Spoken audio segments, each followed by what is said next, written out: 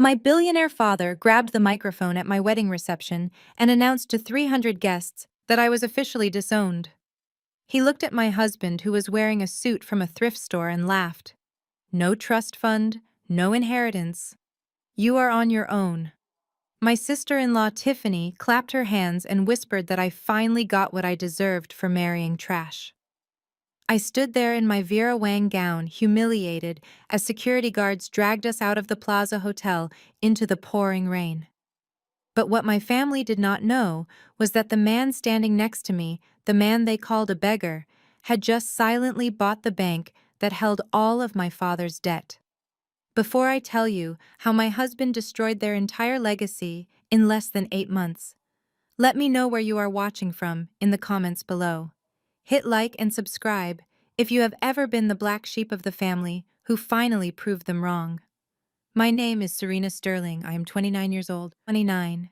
People see the last name Sterling and assume my life has been a fairy tale of private jets and Hamptons summers. They are wrong. Being a Sterling meant being an employee, not a daughter.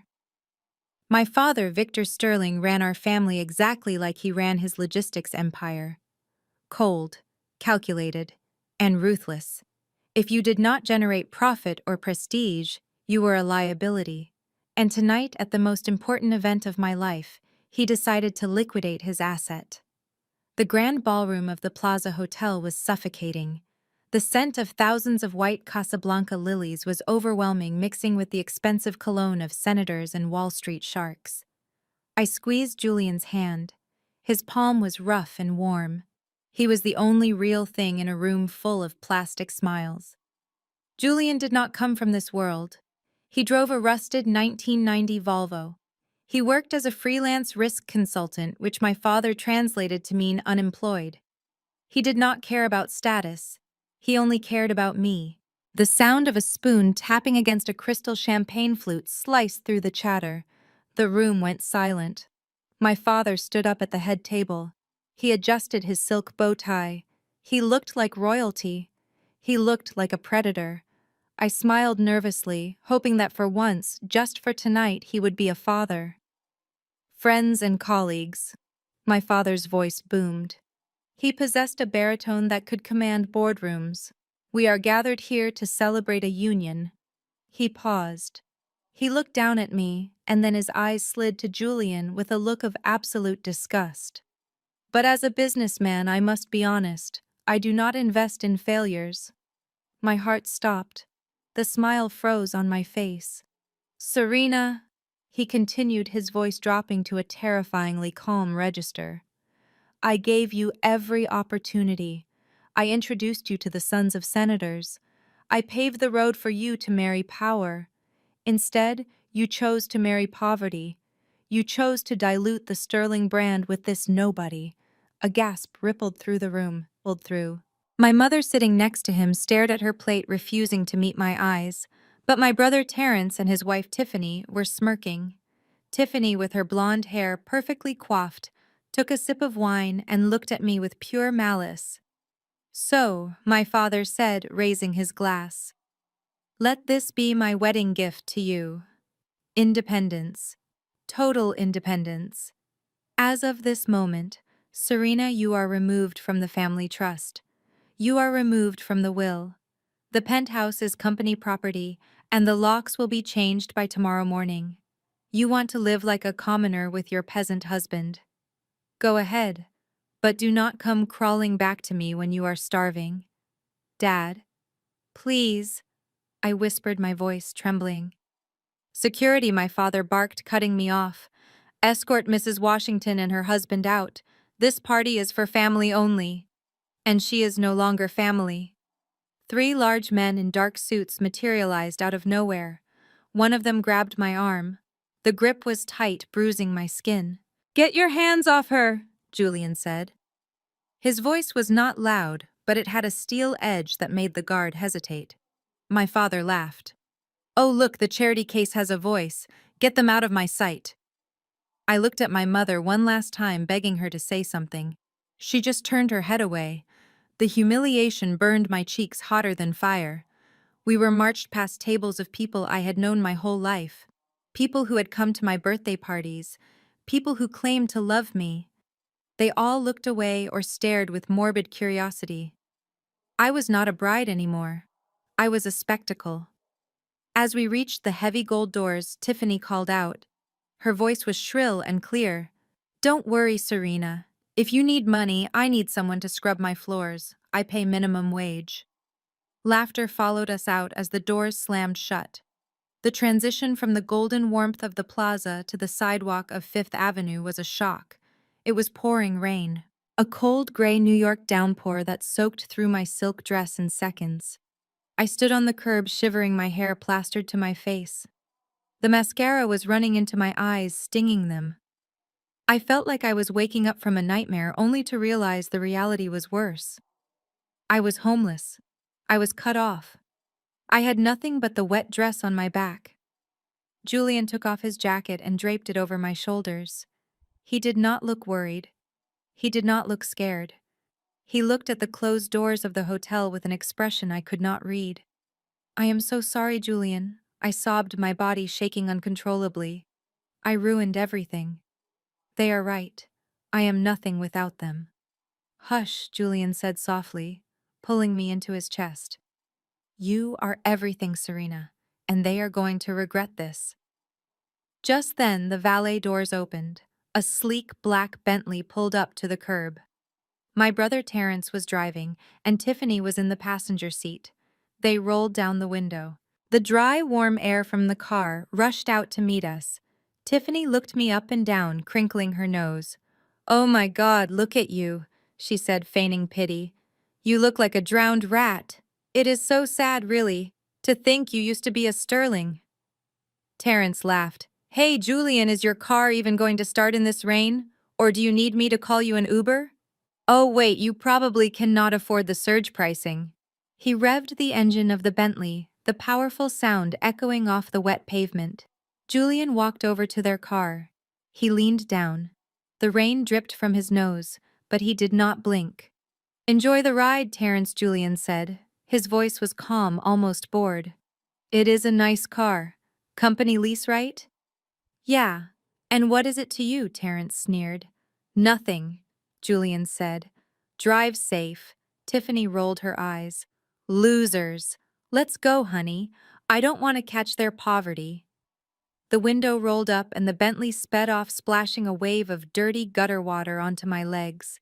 I flinched, wiping the mud from my white dress. It was the final insult. The final stain on a life that was already in tatters. Julian walked me over to his old Volvo parked down the street. It was faded and scratched. He opened the door for me like I was still a queen. I sat in the worn passenger seat, the smell of old leather and rain filling my nose. I watched Julian walk around to the driver's side. He stopped for a second. He looked up at the security camera mounted on the corner of the hotel. He stared directly into the lens, his face hard and dangerous. It was a look that sent a shiver down my spine. It wasn't the look of a victim. It was the look of a hunter memorizing the face of his prey. He got in the car and started the engine. It sputtered for a moment before roaring to life. Julian, I said, wiping my eyes. What are we going to do? Dad blocked my cards. We have nowhere to go. Julian put the car in gear. He reached over and took my hand. His grip was tighter than usual. We are going home, Serena, and do not worry about your father. He pulled the car out into the traffic of Fifth Avenue. He thinks he took away your value tonight, Julian said, his eyes fixed on the road. But he made a mistake, a fatal calculation. What do you mean? I asked. Julian smiled. It was a terrifying, cold smile. He forgot that when you strip an asset of its liabilities, it becomes leaner, stronger. He thinks he cut you off. But really, he just severed the only thing protecting his company from me. I looked at him confused. My husband, the man who wore thrift store suits and drove a 30-year-old car, sounded different. He sounded like the scariest man in New York. The empire of my father was built on image, but as we drove through the rain, I had a strange feeling that the man sitting next to me was about to burn that image to the ground, and I was ready to hand him the matches. The drive from the Plaza Hotel to Brooklyn was a blur of neon lights and rain-streaked windows. We did not speak much. The silence in Julian's old Volvo was heavy, filled with the unsaid weight of what we had just lost. When we finally pulled up to his building, reality hit me harder than the cold wind. Julian lived in a fourth-floor walk-up in a gritty part of Brooklyn. The hallway smelled of old cooking oil and damp carpet. The fluorescent light flickered above us as we climbed the stairs. My designer wedding dress, heavy with water and mud, dragged on the dirty steps. I felt ridiculous. Just 2 hours ago, I was a princess in a ballroom. Now I was a disowned woman climbing into a studio apartment that was smaller than my father's walk-in closet. Julian unlocked the door and ushered me inside. The apartment was tiny, a single room that served as a bedroom, living room, and kitchen. The radiator hissed and clanked in the corner. The furniture was mismatched, clearly bought from thrift stores or found on the curb. But it was warm, and for the first time that night the shivering stopped. I sat on the edge of the small, sagging mattress, still in my ruined dress. I looked around at the peeling paint on the walls and the stack of unpaid bills on the counter. Panic began to rise in my throat. This was my life now. No staff, no driver, no safety net. Julian locked the door and turned to me. He looked tired. The water dripped from his hair onto his cheap suit. "I am so sorry, Julian," I whispered, the tears returning. "Look at this. Look at where I dragged you. You married a sterling, and all you got was a burden." Julian knelt in front of me and began to unlace my muddy heels. His touch was gentle. "Stop it, Serena," he said softly. "You are not a burden. You are my wife." "But how are we going to survive?" I asked, my voice cracking. Dad was right. I have no skills. I have never paid a bill in my life. I don't know how to live like this. I am going to ruin you. Julian looked up at me. His dark eyes were calm, unshakable. "We will figure it out. I have some savings. It is not much, but it will keep us fed. You just need to trust me." He helped me out of the heavy, wet dress. As the silk fell to the floor, I felt like I was shedding my old skin. I put on one of his oversized t-shirts. It smelled like him, like cedar and rain. For a moment, the fear subsided. We curled up on the small bed, the sounds of sirens and city traffic outside the window replacing the string quartet of the wedding. I cried myself to sleep in his arms, apologizing over and over again, until exhaustion took over. I thought I had ruined his life. I thought I was the tragedy of this story. I had no idea that the man holding me was not a victim. He was an architect of chaos waiting for the right moment to strike. Sometime in the middle of the night, I woke up. The space beside me was cold. I sat up, rubbing my eyes. The apartment was dark, illuminated only by the streetlights filtering through the thin curtains. I saw the silhouette of Julian standing out on the tiny fire escape balcony. The glass door was cracked open just an inch. He was on the phone. I rubbed my arms, shivering slightly from the draft. I was about to call out to him to ask him to come back to bed when his voice drifted through the crack in the door. It stopped me cold. It was not the voice of the gentle, easygoing husband I knew. It was a voice devoid of emotion. Cold, clinical, dangerous. "Yes, I am looking at the portfolio now," Julian said into the phone. His posture was rigid, his hand gripping the railing. I held my breath, listening. "The merger with the Japanese shipping firm," Julian continued. "Kill it." I blinked, confused. Julian was a freelance risk consultant. Why was he talking about killing mergers? There was a pause as he listened to the person on the other end. Then he spoke again, his voice dropping an octave, sending a chill down my spine that had nothing to do with the cold air. "Execute Protocol Omega." Protocol Omega. What was that? It sounded like something out of a spy movie, not something my husband would say. "I want a full forensic audit on every loan. Sterling Logistics holds," Julian commanded. "Contact our friends at Deutsche Bank and JP Morgan. Trigger the default clauses on his commercial real estate. I want the interest rates to skyrocket by Monday morning. My heart hammered against my ribs. He was talking about my father. He was talking about destroying the company. But how? How could Julian, a man who clipped coupons for groceries, have contacts at Deutsche Bank? Squeeze them slowly, Julian whispered into the night air. I don't want him to go bankrupt tomorrow. I want him to bleed. I want him to panic. I want him to realize that the throne he sits on is made of sand. And when he comes begging for a lifeline, make sure I am the only one holding the rope. He hung up the phone and stood there for a moment looking out over the sleeping city. In the shadows, he looked like a titan, a stranger. I quickly lay back down and pulled the covers up to my chin, squeezing my eyes shut. My mind was racing. Was I dreaming? Was this a nightmare brought on by the trauma of the wedding? Or was my husband hiding a secret so massive it could swallow my entire family whole? When Julian slid back into bed a few minutes later, his body was cold. He kissed my forehead gently. "Good night, my love," he whispered. I did not sleep for the rest of the night. The next morning, the harsh sunlight of Brooklyn woke me up. The smell of stale coffee and exhaust fumes drifted in from the window. Julian was already up, dressed in his worn-out jeans and a plain gray t-shirt.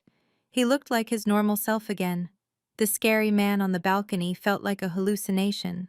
"Morning, beautiful," he smiled, handing me a mug of instant coffee. "I am going to run down to the bodega to get us some bagels. Do you want everything on it?" I forced a smile. "Yes, please." I watched him leave. As soon as the door clicked shut, I grabbed my purse. I needed to know if my life was truly over. I needed to test the limits of my father's cruelty. I walked down the block to a small pharmacy. My hands were shaking as I picked up a bottle of shampoo and a toothbrush. Essential items. I walked to the counter. "That will be $12.50, the cashier said, popping her gum. I pulled out my black Amex card. The one with my name on it. The one that had never been declined in 10 years. I swiped it. The machine beeped. A harsh red error message flashed on the screen. Declined. I felt the blood drain from my face. I tried again. Declined. Contact issuer. I pulled out my Visa, my MasterCard, even my emergency debit card. One by one they beeped. One by one they flashed red. "Miss, are you going to pay for this?" the cashier asked, annoyed. I looked at the line forming behind me. The shame was hot and prickly on my skin. My father had not just cut me off. He had erased me. He had frozen everything. I had $0 to my name. I could not even buy a toothbrush. I left the items on the counter and ran out of the store. I stood on the dirty sidewalk breathing hard. I was 29 years old, and I was a pauper. My phone buzzed. It was a text from my mother. I opened it with trembling fingers, hoping for an apology. The text read, "Your father says you have 24 hours to return the company car keys, or he is reporting it stolen. Good luck, Serena. You made your bed." I gripped the phone until my knuckles turned white. The sadness I felt the night before was evaporating. In its place, something else was forming. Anger. Pure, white-hot anger. I remembered Julian's voice from the balcony. "I want him to bleed." I did not know who my husband really was. I did not know what Protocol Omega was. But as I stood there penniless and humiliated on a Brooklyn street corner, I realized one thing. If my father wanted a war, he was going to get one. And for the first time in my life, I hoped my husband was exactly the monster he sounded like on the balcony. I walked back to the apartment, my head held high. The survival mode had begun. And the Sterling family had no idea what was coming for them. 3 months had passed since the wedding. 3 months of eating instant noodles in a cramped Brooklyn studio. 3 months of dodging debt collectors because my father had flagged my social security number as high risk. I thought I had grown numb to the humiliation, but as Julian steered his old Volvo up the winding driveway of the Sterling estate in the Hamptons, I felt the familiar knot of anxiety tighten in my stomach. We were only here because my mother had been hospitalized with a mild stroke. She was back home now recovering, and despite everything, she was still my mother. I wanted to see her. I wanted to believe that sickness might have softened my father's heart. I was wrong. The driveway was lined with luxury cars. My brother Terrence's new Ferrari, Tiffany's Porsche, and my father's fleet of black SUVs. Our rusted Volvo looked like a stain on a silk sheet. As we parked, I saw the curtain in the living room twitch. They were watching. They were waiting. Julian squeezed my hand before we got out. "Remember," he said softly, "their opinion is not your reality. Keep your head up, Mrs. Washington." We walked to the front door. I did not have a key anymore. I had to ring the doorbell of the house I grew up in. The door was opened not by a servant, but by Tiffany. She was wearing a cashmere sweater that probably cost more than our entire year's rent. She looked at Julian's worn coat and wrinkled her nose. "Oh," she said, her voice dripping with fake sweetness. "You guys actually came. We thought you wouldn't be able to afford the gas money to get out here. Happy Thanksgiving to you too, Tiffany," I said, brushing past her. The house smelled of roasted turkey sage and expensive red wine. It was the smell of my childhood, a smell that used to mean safety, but now just smelled like money. We walked into the dining room. The table was set for 12. Gold-rimmed plates, crystal glasses, a centerpiece of autumn flowers that looked like a work of art. My father sat at the head of the table. He did not stand up. He did not smile. He just looked at us over the rim of his glasses. "Hello, Dad," I said. "I heard Mom was feeling better." "She is resting," he said coldly. "She does not need the stress of seeing her failures today." I bit my lip. Julian stepped forward, extending a hand. "Good afternoon, Victor. Thank you for having us." My father looked at Julian's hand like it was covered in bacteria. He did not shake it. Instead, he pointed a manicured finger toward the swinging door that led to the kitchen. "There is a setting for you in there," he said. I froze. "What do you mean? There are empty seats right here." "Those seats are for family," Serena, my father said, cutting his steak, "and for guests who matter. This table is reserved for people who contribute to the GDP. People who generate wealth. Not drivers, not unemployed dreamers." "Dad, stop it," I said, my voice rising.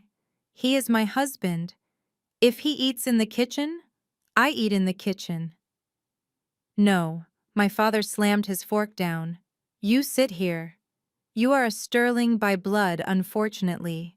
You will sit, and you will listen to what success sounds like.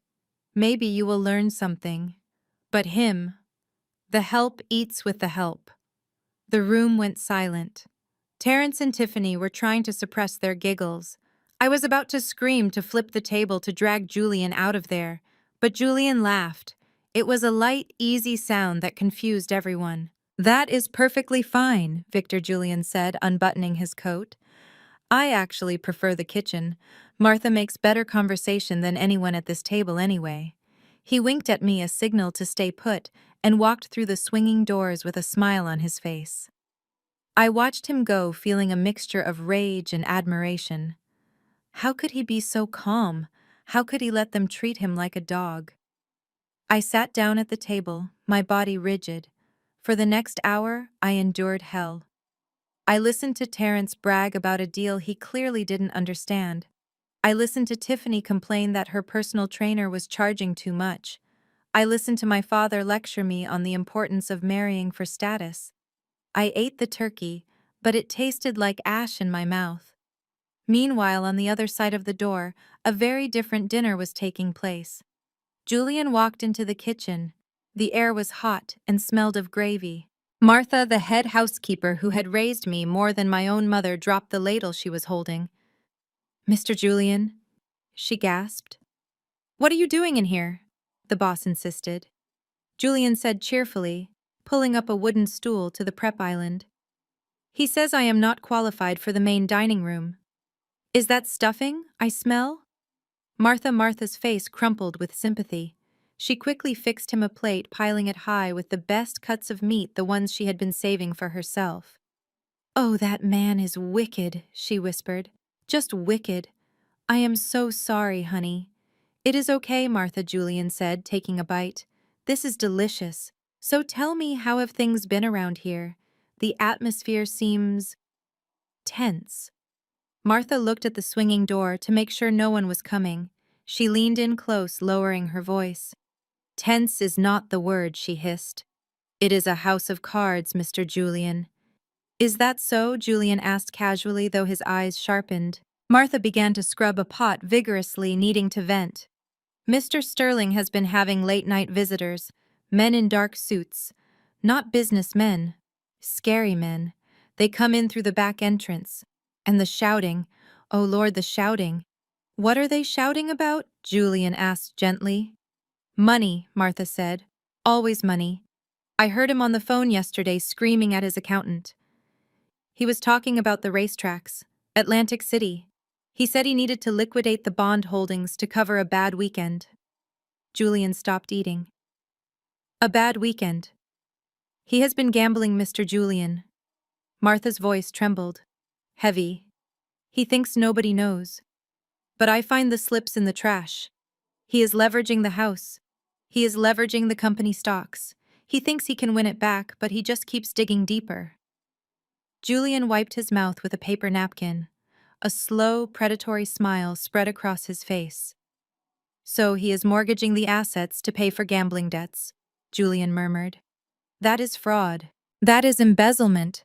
I am scared he is going to lose the house." Martha sniffled. "And then where will I go?" "Don't you worry, Martha," Julian said, standing up and placing a comforting hand on her shoulder. "You are not going anywhere. But Mr. Sterling, he might be going on a very long vacation soon." Julian reached into his pocket and pulled out a wad of cash. It was the last of his savings, but he pressed it into Martha's hand. "Keep your eyes open for me, Martha. If you see any papers with the bank logo on them, take a picture and send it to me. Can you do that? For you and Miss Serena." "Anything?" Martha nodded, tucking the money into her apron. Back in the dining room, the torture was finally ending. I stood up, throwing my napkin on the table.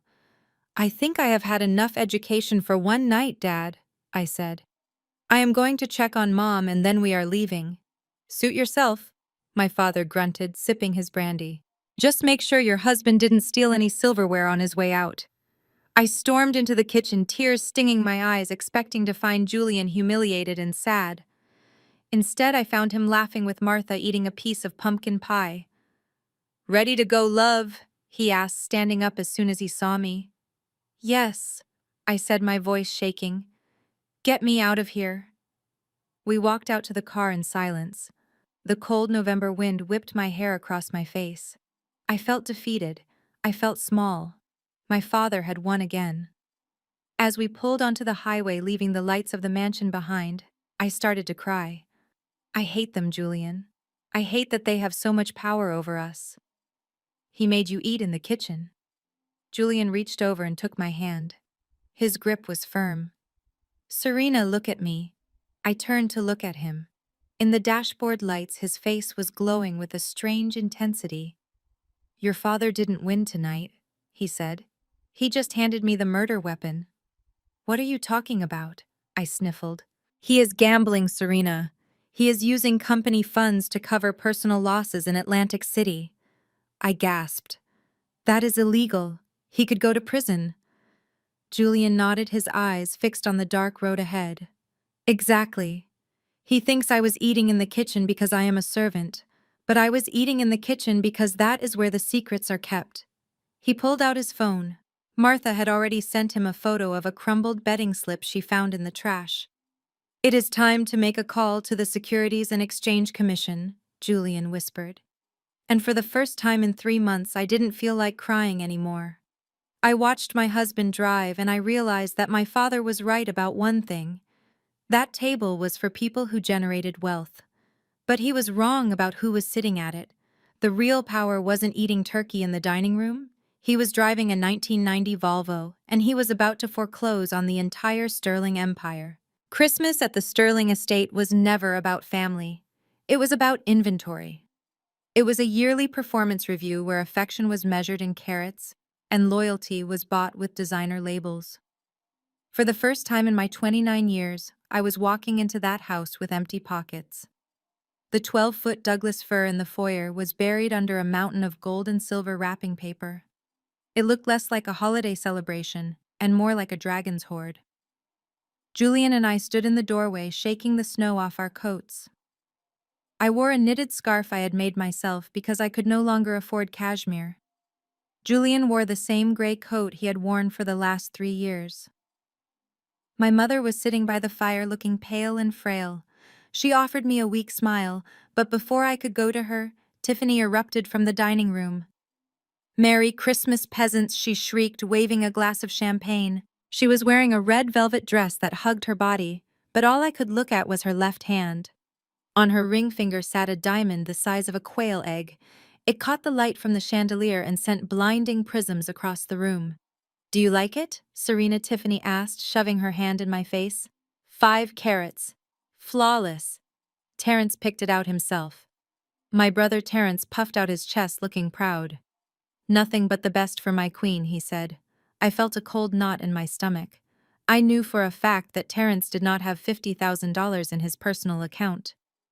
Julian squeezed my hand. We both knew exactly who paid for that ring. It was paid for by the company credit line. It was paid for with the money meant for employee bonuses. It was stolen money sparkling on her finger. "It is beautiful, Tiffany," I said, keeping my voice steady. "Come on, let us open presents," my father commanded from his armchair. He did not look at me. He just checked his watch, as if this whole gathering was a meeting that was running late. We sat on the fringes of the room. For the next hour, I watched them exchange obscenely expensive gifts. My father got a vintage Rolex. Terence got keys to a new ski lodge in Aspen. Tiffany got a limited edition Hermes bag to match her new ring. Then there was a pause. The mountain of gold paper was gone. All that was left was a small, crudely wrapped box in my lap. I felt the heat rise in my cheeks. We had no money. Literally, none. But I could not come empty-handed. For the past month, I had been taking a free pottery class at the community center in Brooklyn. I had spent weeks on this gift. I had molded the clay, fired it, and glazed it with a deep ocean blue color that I knew my mother loved. It was a tea set, imperfect, slightly lopsided, but made with every ounce of love I had left. I stood up, my legs trembling. "Mom, Dad," I said softly, "we could not afford much this year, but I made this for you." I handed the box to my mother. She opened it slowly. She pulled out the teapot. The blue glaze shimmered in the firelight. For a second, I saw a flicker of softness in her eyes. She ran her thumb over the uneven handle. "Oh," she whispered, "it is blue." Before she could say anything else, Tiffany snatched the teapot from her hands. "What is this?" Tiffany laughed, holding it up like it was a dead rat. "Did you make this in kindergarten? Or did you dig it out of a dumpster behind a Goodwill?" The room went silent. I stood there exposed.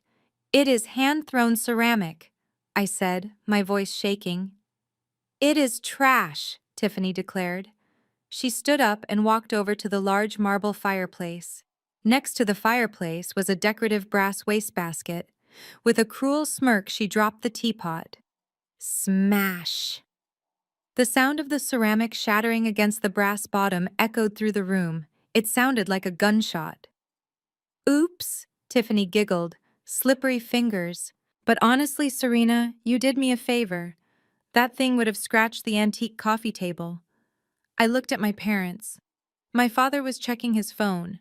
My mother was staring at the floor. Neither of them said a word. Neither of them defended me. They just let her break it. They let her break me. I felt tears prick my eyes, hot and stinging. I wanted to run. I wanted to scream. But then Julian stood up. He did not look at the shattered pieces of my hard work. He walked over to my brother Terence. In his hands he held a rectangular object wrapped in brown paper. "I have a gift for you too, Terence," Julian said. His voice was calm, pleasant even. Terence looked suspicious. He took the package and tore off the paper. It was a hardcover book. The title stamped on the spine in gold letters read, "Advanced Risk Management and Corporate Liability." Terence stared at it blankly. Then he burst out laughing. "A book! You got me a book?" Terence scoffed. "What am I supposed to do with this? Read myself to sleep?" "I thought you might find it useful," Julian said, his face a mask of politeness. "Especially the chapter on embezzlement and prison sentences. It is very educational." Terence rolled his eyes. "Yeah, whatever, nerd. Thanks for the kindling." He tossed the book onto the side table. It landed with a heavy thud. Just then Tiffany complained. "Ugh, this side table is still wobbly. I told the maid to fix it 3 times. My champagne is going to spill." Terence looked at the table. Then he looked at the book Julian had just given him. He grinned, a nasty, childish idea forming in his mind. "Problem solved, babe," Terence said. He grabbed the book. He knelt down and shoved it under the short leg of the antique table. It fit perfectly. "There," Terence said, standing up and dusting off his hands. "Finally a use for a book from a loser. Now it is a coaster for my drink." He placed his glass of whiskey on the table. It held steady. "Perfect fit." Tiffany clapped. "See, Julian is good for something after all. He provides excellent furniture support." The entire family laughed. My father chuckled, shaking his head. I felt sick, physically sick. I grabbed Julian's arm. "We are leaving," I choked out. "Now." Julian nodded. He did not look angry. He looked at the book wedged under the table leg, covered in dust and sitting under a glass of whiskey with a strange expression. It was almost pity. "Merry Christmas, everyone," Julian said. "Enjoy the stability, while it lasts." We walked out of the house into the biting cold of the winter night. The snow crunched under my boots. I was crying freely now, the tears freezing on my cheeks. "They are monsters, Julian," I sobbed as we reached the car. "They smashed my teapot. And they used your gift as a doorstop. They are disgusting." Julian opened the car door for me. He waited until I was inside, out of the wind. Then he climbed into the driver's seat. He turned to me, and for the first time that night, he allowed a small, dark smile to touch his lips. "Don't cry over the teapot, Serena," he said softly, wiping a tear from my chin. "It was beautiful, but they do not deserve beauty." "But the book," I cried. "It was so humiliating. Terence didn't even open it." "No, he didn't." Julian agreed. He started the engine, the heat blasting from the vents. He leaned in close to me, his voice dropping to a whisper that sent shivers down my spine. "If he had opened it, Serena, he would have found the bookmark I left on page 52. "A bookmark?" I asked, sniffing. "It was a cashier's check," Julian whispered. "A check for $100 million. I stopped breathing. I stared at him, my eyes wide. "What?" "It was a buyout offer," Julian said, his eyes gleaming in the dark. Aurelius Capital was offering to buy his personal debt and save him from prison. It was his one chance at amnesty, a get-out-of-jail-free card. I looked back at the house. The warm glow of the windows looked different now. "And he used it to prop up a table," I whispered. Julian laughed. A low, dangerous sound. "He is literally standing on his own salvation, and he is treating it like garbage. Just like he treated you." He put the car in gear. "So," Julian said, looking at the road ahead, "let us go home, Mrs. Washington. I need to make a phone call." Since Terence declined the offer by not reading it, the price just went down. Tomorrow we stop being nice. Tomorrow we take the house. As we drove away, leaving the Sterling estate behind in the snow, I imagined the book sitting under that table leg, a $100 million wedge. And I realized that the greatest revenge wasn't screaming. It was watching your enemy burn the only life raft they had simply because they were too arrogant to look inside. The phone call that every child dreads came at 2 in the morning. The screen lit up the darkness of our tiny Brooklyn apartment with the name Terrence. My brother never called me, not unless something was broken or someone was dying. I answered with trembling hands. Mom collapsed, Terrence said. His voice was not sad. It sounded annoyed, like this was a massive inconvenience to his schedule. We are at Mount Sinai. Get here if you want. Or don't. Dad says it is probably your fault anyway. He hung up before I could ask what happened. I scrambled out of bed, throwing on the first clothes I could find. Julian was already up, grabbing the car keys. He did not ask questions. He just drove. The drive to the hospital was a blur of streetlights and panic. My mother was the only person in that house who had ever shown me kindness, even if it was silent and terrified kindness. The thought of losing her before I could prove to her that I was okay, that I was surviving without them, felt like a knife in my chest. We sprinted into the emergency room, not the general admission entrance, but the private VIP wing where the Sterling family had been treated for decades. The waiting room looked more like a hotel lobby, with plush leather chairs and abstract art on the walls. My father Victor was pacing back and forth, his face a mask of fury. Tiffany was sitting in a corner scrolling through Instagram, looking bored. Terrence was arguing with a nurse. "Where is she?" I gasped, running up to my father. "Is she okay?" Victor stopped pacing. He looked at me and his eyes narrowed. "Oh, wonderful," he spat. "The bad omen has arrived." "Dad?" "Please," I said. "How is Mom?" "She had a heart attack," Victor said coldly. "And do you know why?" "Stress. The stress of having a daughter who abandoned her family to live in squalor. The shame of it broke her heart, Serena. You did this." I felt like he had slapped me. I stepped back, tears stinging my eyes. Julian stepped in front of me, his body a shield. "Focus on your wife, Victor," Julian said calmly. "Blame can wait."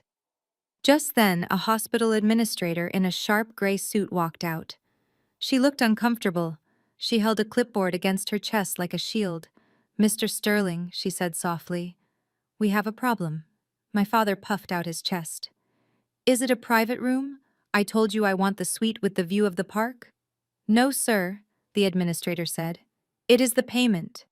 We tried to process the admission deposit and the pre-authorization for the emergency angioplasty. It was declined." The room went dead silent. The hum of the air conditioner seemed to get louder. "Declined?" My father laughed. A dry, nervous laugh. "That is impossible. Do you know who I am? I am Victor Sterling. I have donated to this hospital's gala for 20 years. Run it again." "We did, sir," she said.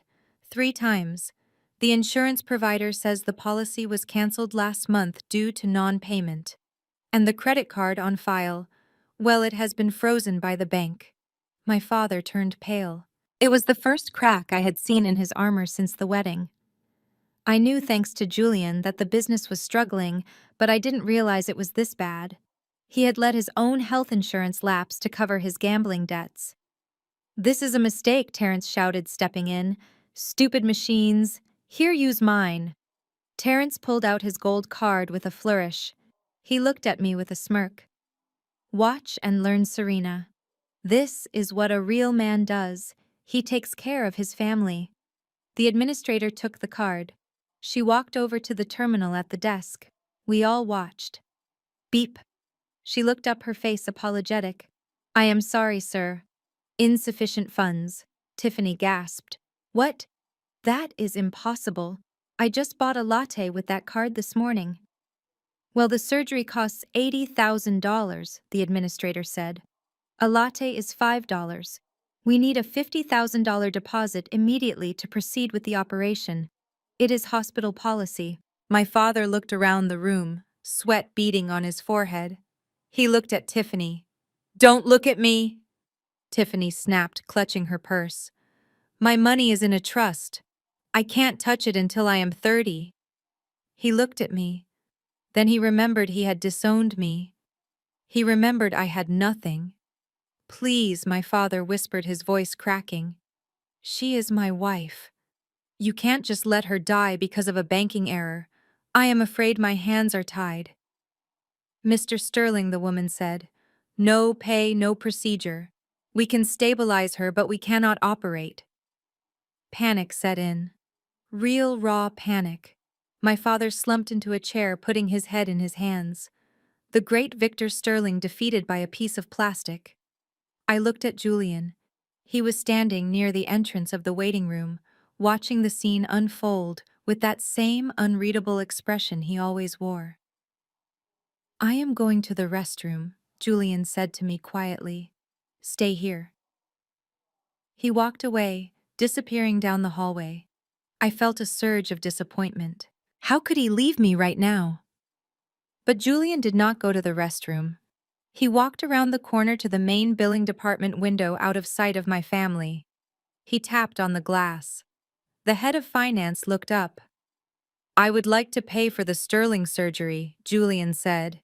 The woman looked at his worn-out coat and his scuffed shoes. She looked skeptical. Sir, the deposit is $50,000. I know, Julian said.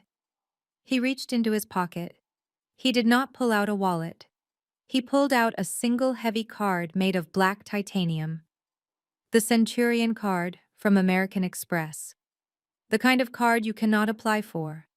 The kind of card you are invited to own only when you spend more money than most countries produce in a year. He slid it under the glass. It made a heavy clank sound on the counter. The woman's eyes widened. She looked at the card, then at Julian, then back at the card. Her entire demeanor changed. She stood up straighter. Of course, sir. Right away. Run it for the full amount, Julian said softly. Not just the deposit, the full recovery stay, the private suite, everything. He typed in his PIN code. The machine approved it instantly. No lag, no check, just instant unlimited power. And one more thing, Julian said, leaning in. Yes, sir. The family in the waiting room. They are not to know who paid this. Tell them it was an administrative error. Tell them the insurance went through. Tell them anything. But do not mention my name. The woman nodded, handing him back the black card with trembling fingers. I understand. You are very generous, sir. Julian slipped the card back into his pocket, buttoned his cheap coat, and walked back to the waiting room. He stood next to me just as the administrator came rushing back in. She was beaming. Mr. Sterling. Good news! It seems there was a glitch in our system. The payment has cleared. We are prepping your wife for surgery right now. She is going to get the best care possible. My father shot up from his chair. He looked stunned. A glitch, he asked. Yes, sir. It went through on the secondary card. He looked at Terrence. Terrence looked confused for a second. He looked at his declined gold card in his hand.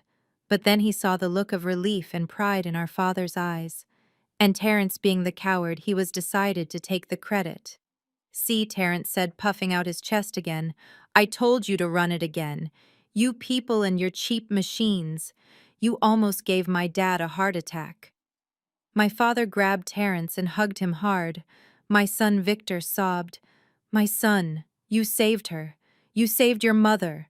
I knew I could count on you. You are the only one in this family with any worth. Tiffany squealed and kissed Terrence on the cheek. My hero. I stood there feeling useless. I was glad Mom was safe, but the injustice burned. Terrence's card had been declined. I heard it. We all heard it.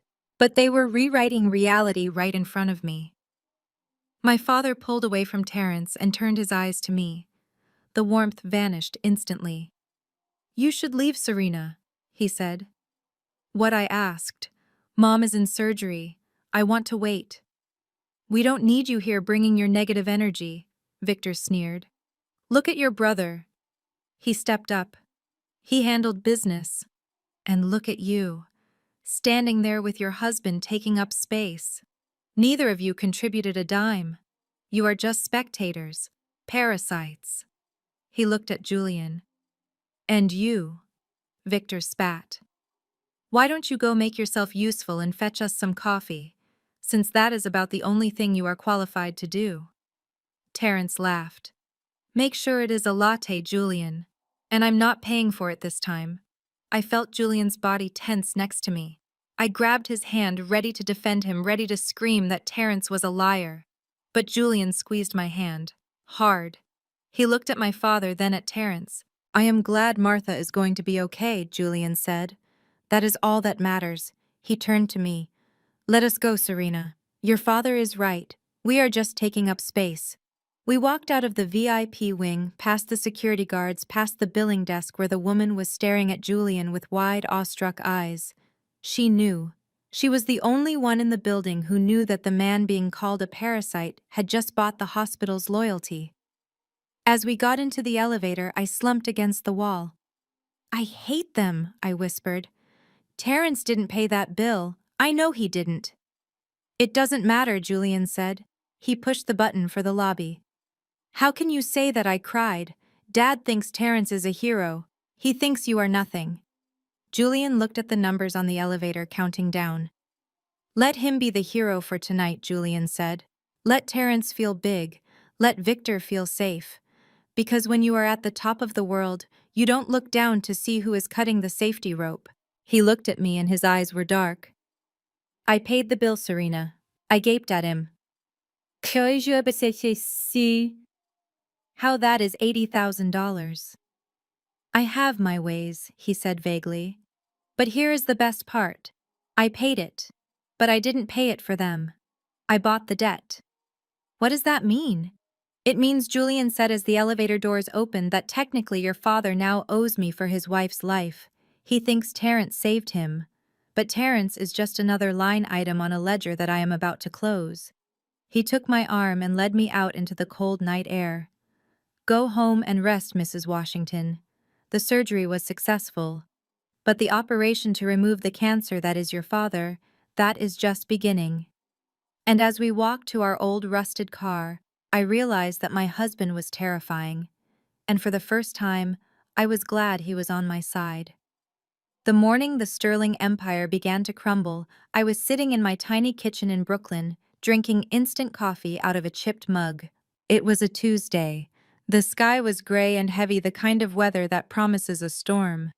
On the small television set Julian had found on the sidewalk, and fixed up the morning news was playing quietly in the background. I was buttering a piece of toast when the breaking news banner flashed across the screen in urgent, bright red letters. Federal investigation launched into Sterling Logistics. Allegations of massive tax fraud and embezzlement. I stopped breathing. The toast fell from my hand onto the counter. The camera cut to a reporter standing outside the glass skyscraper in Manhattan that bore my family name. Behind her, FBI agents in blue windbreakers were carrying boxes out of the front entrance. The ticker at the bottom of the screen showed the stock symbol for Sterling Logistics. It was not just going down. It was nosediving. It was a red line falling straight into hell. I looked at the screen, mesmerizingly terrified. Julian had told me he was going to squeeze them. He had told me he was going to expose the rot. But I did not realize he was going to burn the entire forest down. Inside the penthouse office on the 45th floor, a very different scene was unfolding. My father, Victor Sterling, was watching the same news broadcast. But he was not silent. He was screaming. You are fired. You are all fired. Get out of my office. He grabbed a crystal decanter of scotch aged 30 years and hurled it across the room. It smashed against the wall, shattering into 1,000 pieces, the amber liquid dripping down the expensive silk wallpaper like blood. His lawyers stood in the corner looking pale and terrified. His executive assistant was crying by the door. Mr. Sterling, the head counsel stammered, adjusting his glasses. We cannot stop the investigation. The SEC has flagged the offshore accounts in the Cayman Islands. They know about the transfers to the casinos. They have the ledgers. Who gave them the ledgers? Victor roared, slamming his fist on the mahogany desk. Who betrayed me? Was it you?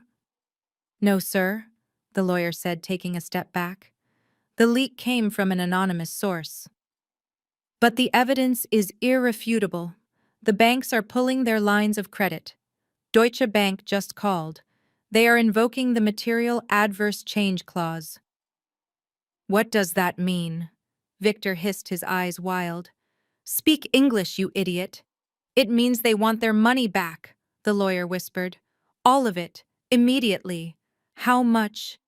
$200 million. The room went deathly silent. My father sank into his leather chair. He looked small. For the first time in his life, the suit he wore seemed too big for him. $200 million. He did not have it. He had spent it on private jets. He had spent it on Tiffany's jewelry. He had spent it at the blackjack tables in Atlantic City, chasing a high that never lasted. Get Terrence in here, my father croaked. A moment later, the door opened.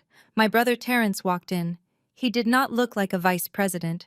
He looked like a child who had been caught stealing candy. He was holding his phone, his face white as a sheet.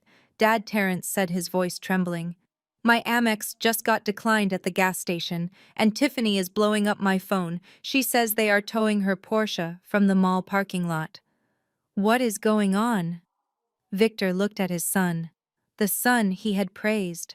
The son he had chosen over me. And in that moment, he saw Terrence for what he truly was. Useless. Shut up about the car, Victor snapped. We are losing everything, you fool. We need cash. We need liquidity.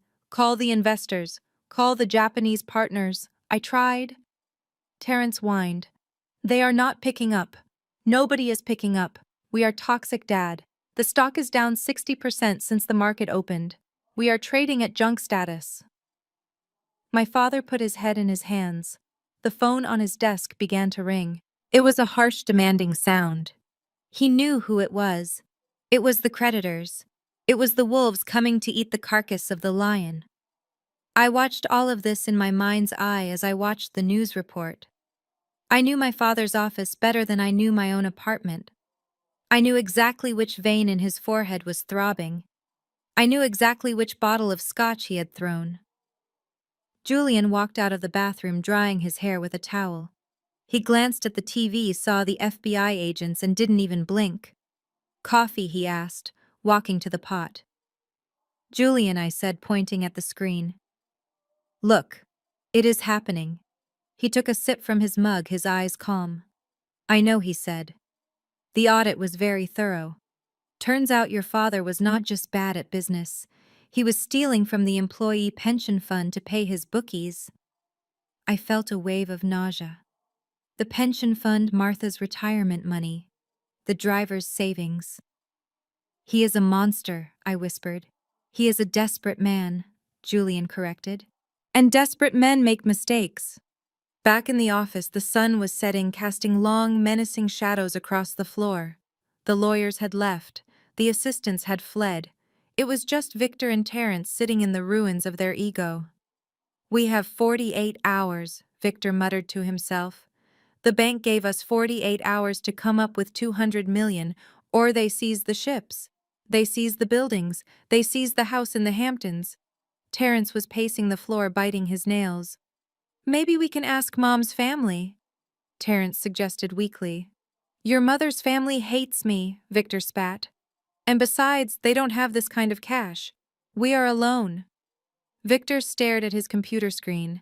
The inbox was full of angry emails, resignations, lawsuit threats, cancellations. It was a digital graveyard. He was about to close the laptop and give up. He was about to reach into his drawer for the gun he kept there, the coward's way out. But then a notification pinged. A single new email appeared at the top of the list. It did not have a frantic subject line. It did not have exclamation points. The subject line read simply, "A lifeline." Victor frowned. He clicked on it. The email was short. Dear Mr. Sterling, we represent a private equity firm that specializes in distressed assets. We have been watching your situation with interest. While the market sees a sinking ship, we see value in your logistics infrastructure. We are willing to discuss a liquidity injection of $200 million. to settle your immediate debts with Deutsche Bank and stabilize the stock price. However, time is of the essence. If you are interested in saving your legacy, meet us tomorrow at 9 a.m. Come alone or with your vice president. Do not bring lawyers. Sincerely, Aurelius Capital. Victor read the email twice. His heart began to pound. Aurelius Capital. He had heard the name whispered in high circles. They were sharks. They were known for aggressive takeovers. But right now, a shark was better than drowning. Terence Victor shouted, a spark of manic hope returning to his eyes. "Look at this!" Terence ran over and read the screen. "Who are they?" Terence asked. "Who cares?" Victor laughed, a desperate, jagged sound. "They have $200 million. They are our saviors." Victor typed a reply with shaking fingers. "We will be there." He leaned back in his chair, wiping the sweat from his brow. He felt like a genius again. He felt untouchable. "See," Victor said to Terence, straightening his tie. "The sterling names still mean something. We are too big to fail. Someone always comes to bail us out." He did not know that the email had been sent from a laptop in a tiny studio apartment in Brooklyn. He did not know that Aurelius was the middle name of the son-in-law he had called a peasant. Julian closed his laptop and looked at me. "They took the bait," he said softly. He stood up and walked to the closet. He pushed aside his worn-out flannels and reached into the very back. He pulled out a garment bag. He unzipped it to reveal a bespoke navy blue Tom Ford suit. The fabric shimmered in the dim light. "Tomorrow," Julian said, running his hand over the silk lapel. "We go to work." I looked at him, and for the first time I didn't see my sweet, quiet husband. I saw the grim reaper of Wall Street. And I knew that when my father walked into that meeting tomorrow, he wasn't walking into a rescue mission. He was walking into his own execution. The drive back to the Sterling estate felt like a funeral procession. The sky was pitch black, devoid of stars, matching the feeling in my chest. My phone had rung 30 minutes ago. It was my father. He didn't say hello. He didn't ask how I was. He just said 2 words. "Come home." His voice was slurred, heavy with the weight of 30-year-old scotch and impending doom. Julian drove in silence, his hands steady on the wheel of the old Volvo. He knew what was coming. He knew that a wounded animal is most dangerous right before it dies. I looked at his profile in the passing streetlights. He looked calm, almost bored. It was terrifying to realize that the man I slept next to every night was orchestrating the apocalypse of my childhood home, and yet I had never felt safer. When we pulled up to the mansion, the lights were off. Not just the decorative landscape lights, but the main foyer lights too. The house looked abandoned.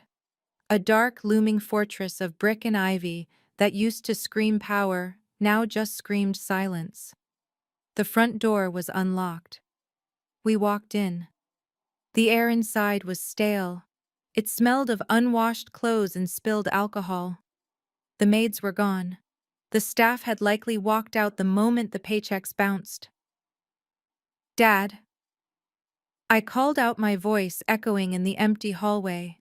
In the study, a single lamp was burning. We walked in. My father was sitting behind his massive oak desk, surrounded by piles of paper. He looked terrible. His silver hair, usually perfectly coiffed, was wild and greasy. His shirt was unbuttoned, stained with something dark. He looked 10 years older than he had just yesterday. He looked up as we entered. His eyes were bloodshot, swimming with intoxication and rage. "You came?" he grunted. He didn't stand up. "You called me Dad," I said, staying near the door. Julian stood slightly behind me, a silent shadow. My father laughed. A bitter, jagged sound.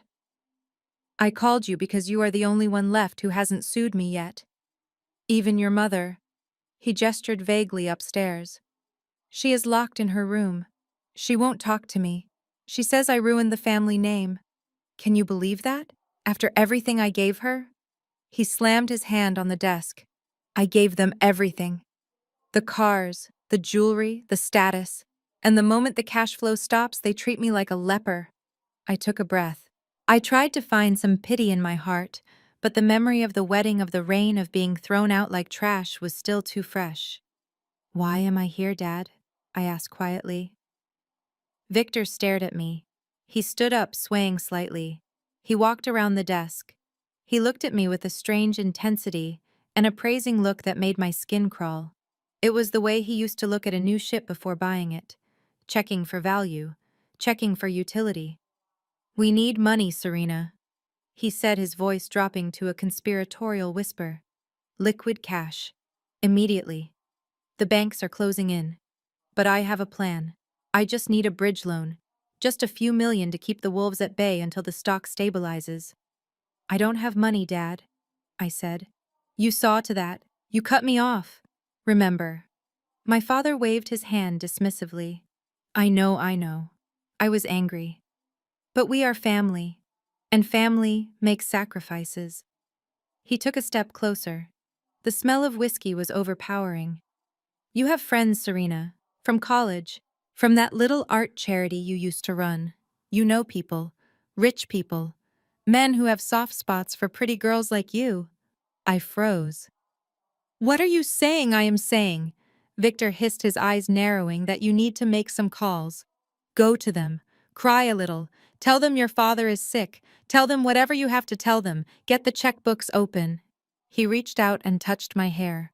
I flinched, but I was too shocked to move. "And if that doesn't work," he continued, his voice taking on a darker, slimier tone, "well, you are a beautiful woman, Serena. You are a sterling. That name still has value in certain circles. There are investors, older men, who would pay a premium just to have dinner with a sterling girl, to have you entertain them." My stomach dropped. The room spun. I felt bile rise in my throat. "Are you asking me to sell myself?" I whispered, my voice trembling with horror. "I am asking you to save this family," he roared, suddenly losing his temper. "I am asking you to do your duty. I paid for your clothes, your education, your life. You owe me. If you have to sleep with a few bankers to save my company, then you do it. It is the least you can do after bringing this loser into our lives." He pointed a shaking finger at Julian. "It is his fault. If you had married the senator's son, we would have political protection right now. But no, you married a zero, a parasite, and now you are going to fix it. You are going to go out there and you are going to bring me money, or so help me God." "Serena." I stepped back, tears of pure rage streaming down my face. "You are disgusting," I spat. "I thought you were just greedy. But you are sick. I would rather starve in the street than take a single dime from a man like you." Victor's face turned purple. The vein in his forehead bulged. He had never been denied. He had never been spoken to like this. Not by a woman. Not by his daughter. "You ungrateful little brat," he screamed. He lunged at me. It happened in slow motion. I saw his hand raise up. It was a heavy, calloused hand, the hand that had signed billion-dollar contracts, the hand that had struck fear into his employees for decades. He was going to hit me. He was going to slap the defiance out of my face. I squeezed my eyes shut, bracing for the impact. But it never came. Wham! The sound of flesh hitting flesh echoed in the room. But it wasn't my face. I opened my eyes. Julian was standing in front of me. He had moved with a speed that was impossible for a human being. His left hand was raised, and his fingers were wrapped around my father's wrist. My father was struggling, trying to pull his hand back, trying to complete the slap. But he couldn't move. Julian's grip was like a vice made of iron. Victor looked at Julian, shock replacing the rage in his eyes. He tried to yank his arm away. He couldn't. "Let go of me," Victor sputtered. "How dare you touch me? I will have you arrested. I will kill you." Julian did not shout. He did not look angry. In fact, his face was completely blank, devoid of emotion. It was the face of a statue. He twisted my father's wrist slightly, just enough to make Victor gasp in pain and drop to one knee. You seem tired, Victor, Julian said softly. His voice was low, smooth, and terrified me more than my father's screaming ever could. You are exerting yourself too much. Julian continued, looking down at the kneeling man. Trying to hit women? Trying to pimp out your own daughter? That takes a lot of energy. My father groaned, his face contorted in pain. Who are you? He wheezed. Julian leaned down. He brought his face inches away from my father's. I am the man who is going to make sure you never hurt her again, Julian whispered. He released the wrist with a shove. My father scrambled backward, falling onto the oriental rug, clutching his hand to his chest.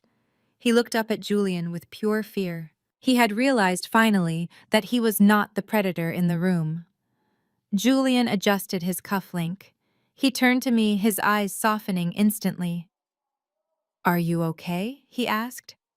I nodded, unable to speak. Julian turned back to my father, who was panting on the floor, surrounded by the wreckage of his life. We are leaving now, Victor, Julian said. And do not bother calling the investors. They won't pick up. I know because I told them not to. My father's eyes widened. You, Julian smiled, a cold winter smile. Get some rest, old man. You should save your strength. Why? Victor whispered. Because Julian said, opening the door for me. You are going to need a lot of energy to sign the bankruptcy papers tomorrow morning. We walked out of the study, leaving my father sitting on the floor in the dark. We walked out of the house that had been my prison. And as the front door clicked shut behind us, I knew that the bridge wasn't just burned, it was incinerated. And for the first time in my life, I didn't feel the urge to look back at the flames. The morning of the meeting with Aurelius Capital broke with a gray, suffocating humidity.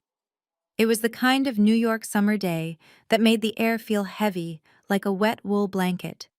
I stood in the foyer of my parents' estate, watching the final act of their desperation play out.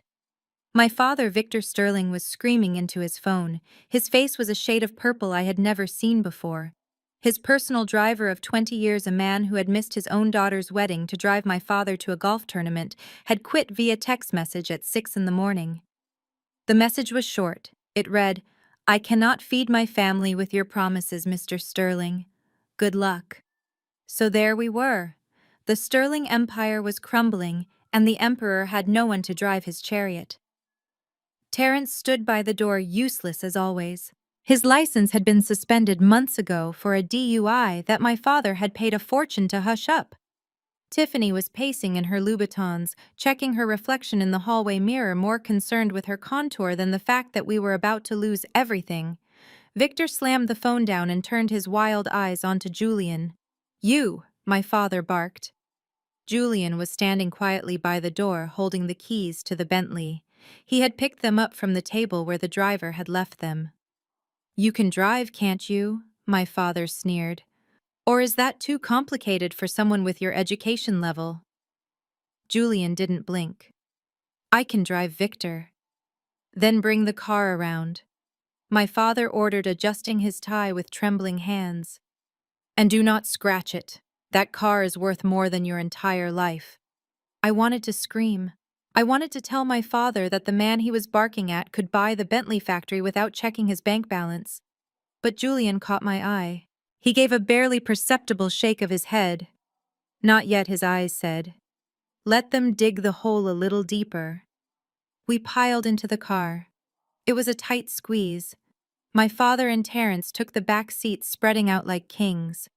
I sat in the middle, crunched between them.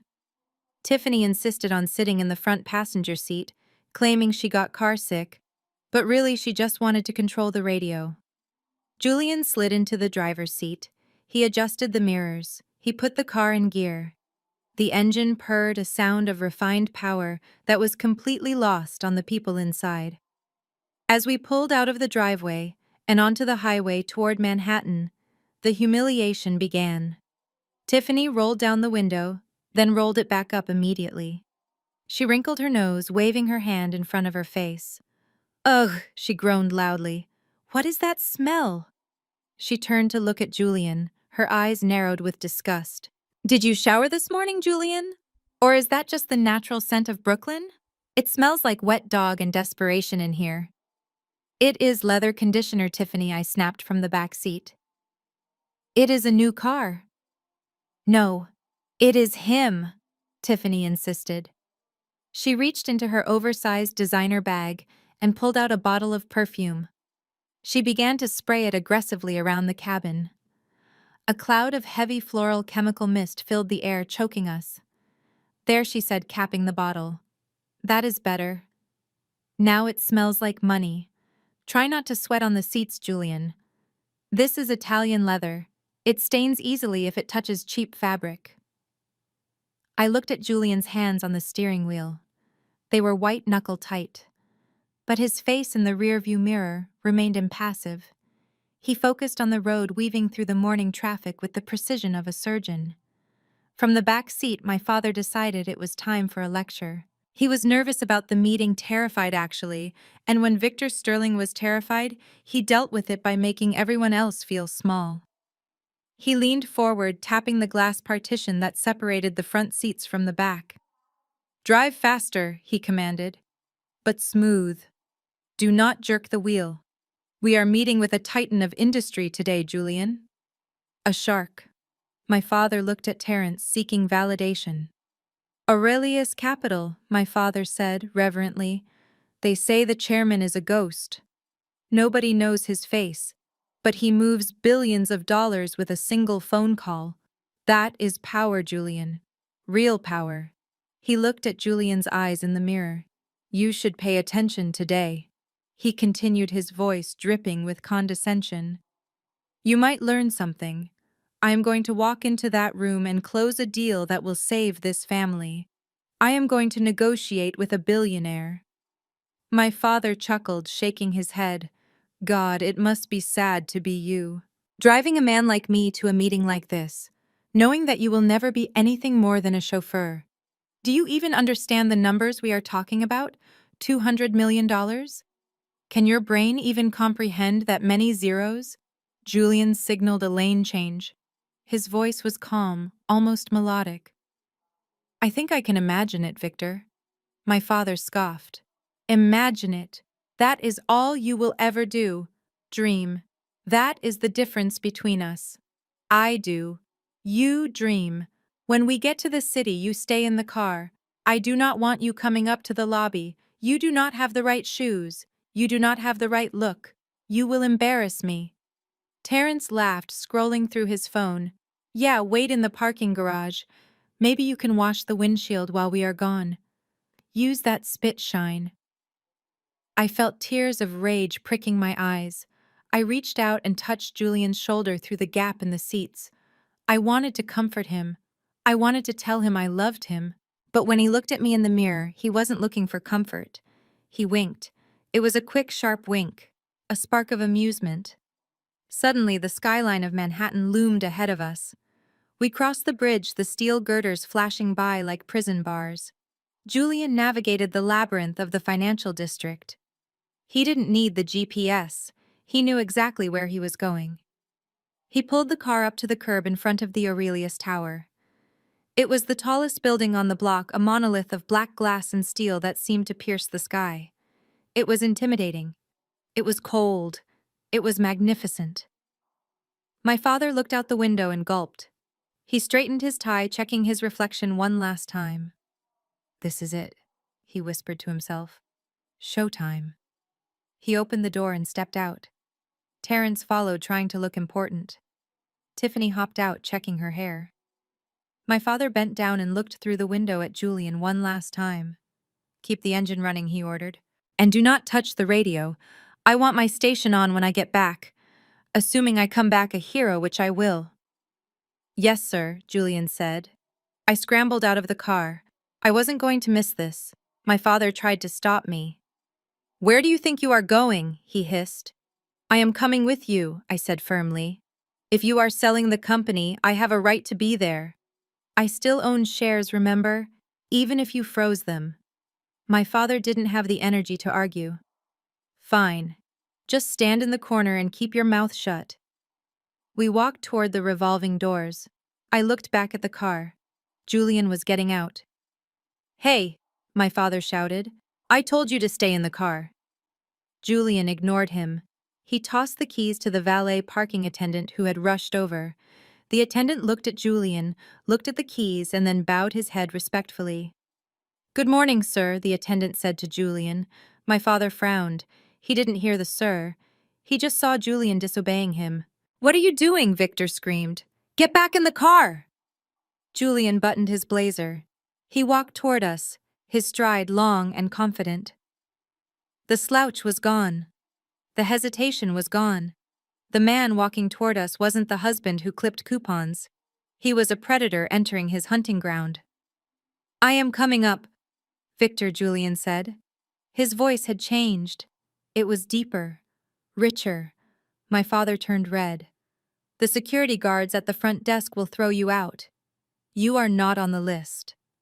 Julian walked past my father, brushing shoulders with him. He didn't stop. He walked straight to the golden turnstiles.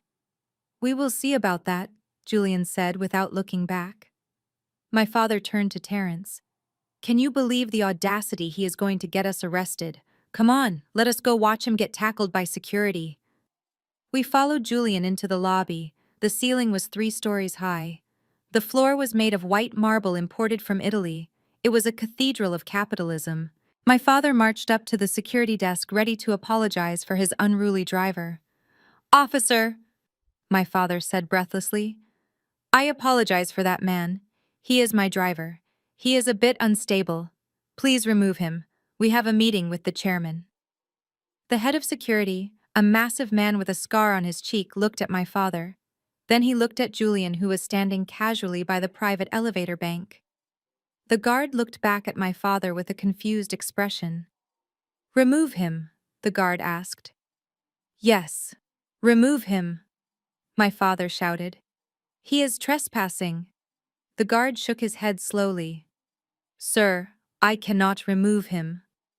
"Why not?" Victor shrieked. "Do you know who I am?" "I know who you are, Mr. Sterling," the guard said calmly.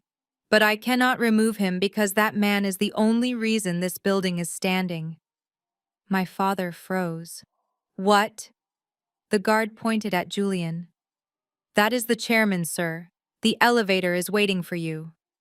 My father's mouth fell open. He looked at Julian. He looked at the elevator. He looked at me. And in that moment, as the realization began to trickle into his brain like ice water, the elevator doors dinged open. Julian held the door with one hand. He looked at my father, terrified and trembling, in the middle of the lobby. "Are you coming, Victor?" Julian asked. "The view from the top is breathtaking, but the fall is a long way down." The lobby of the Aurelius Tower was not designed to welcome people. It was designed to make them feel small. The ceilings soared 50 feet high, supported by pillars of black marble that looked like they had been carved from the night sky itself.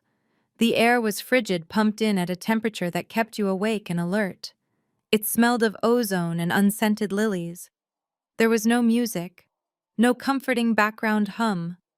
Just the rhythmic, echoing click of expensive shoes on stone floors and the quiet beep of security scanners. My father, Victor Sterling, stepped into this cathedral of capitalism and immediately tried to inflate himself. He puffed out his chest, adjusting the cuffs of his suit jacket. He ran a hand through his thinning silver hair, trying to summon the ghost of the tycoon he used to be. But I could see the sweat beading on his upper lip. I could see the way his hands trembled slightly at his sides. He was a man walking to the gallows, hoping that if he stood tall enough, the executioner might mistake him for a judge.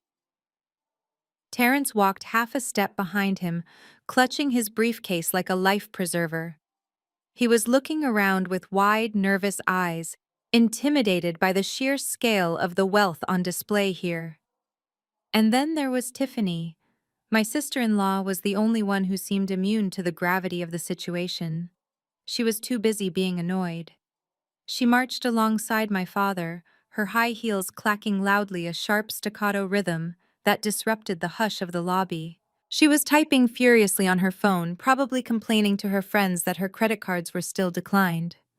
We approached the main reception desk. It was a massive slab of white stone manned by 3 receptionists who looked like runway models. They wore identical black blazers and headsets. They did not look up as we approached. They were typing, answering calls, managing the flow of billions of dollars with bored expressions. My father cleared his throat. It was a loud, demanding sound. "Excuse me," he said. The receptionist in the center looked up. Her eyes were cool gray, devoid of any recognition. "Yes," she asked. "I am Victor Sterling," my father announced. He said his name the way he used to say it 10 years ago, expecting doors to fly open and people to bow. "I have a meeting with the chairman. 9 a.m. sharp." The receptionist did not blink. She did not gasp. She simply looked down at her screen. Her manicured fingers danced across the keyboard. "Sterling," she murmured. "Sterling." She frowned slightly. "I am sorry, sir. I do not have a Victor Sterling on the guest list for today." My father's smile faltered. He leaned over the desk. "Check again," he snapped. "It was urgent. Your firm emailed me yesterday. Aurelius Capital. A bridge loan. The chairman is expecting me."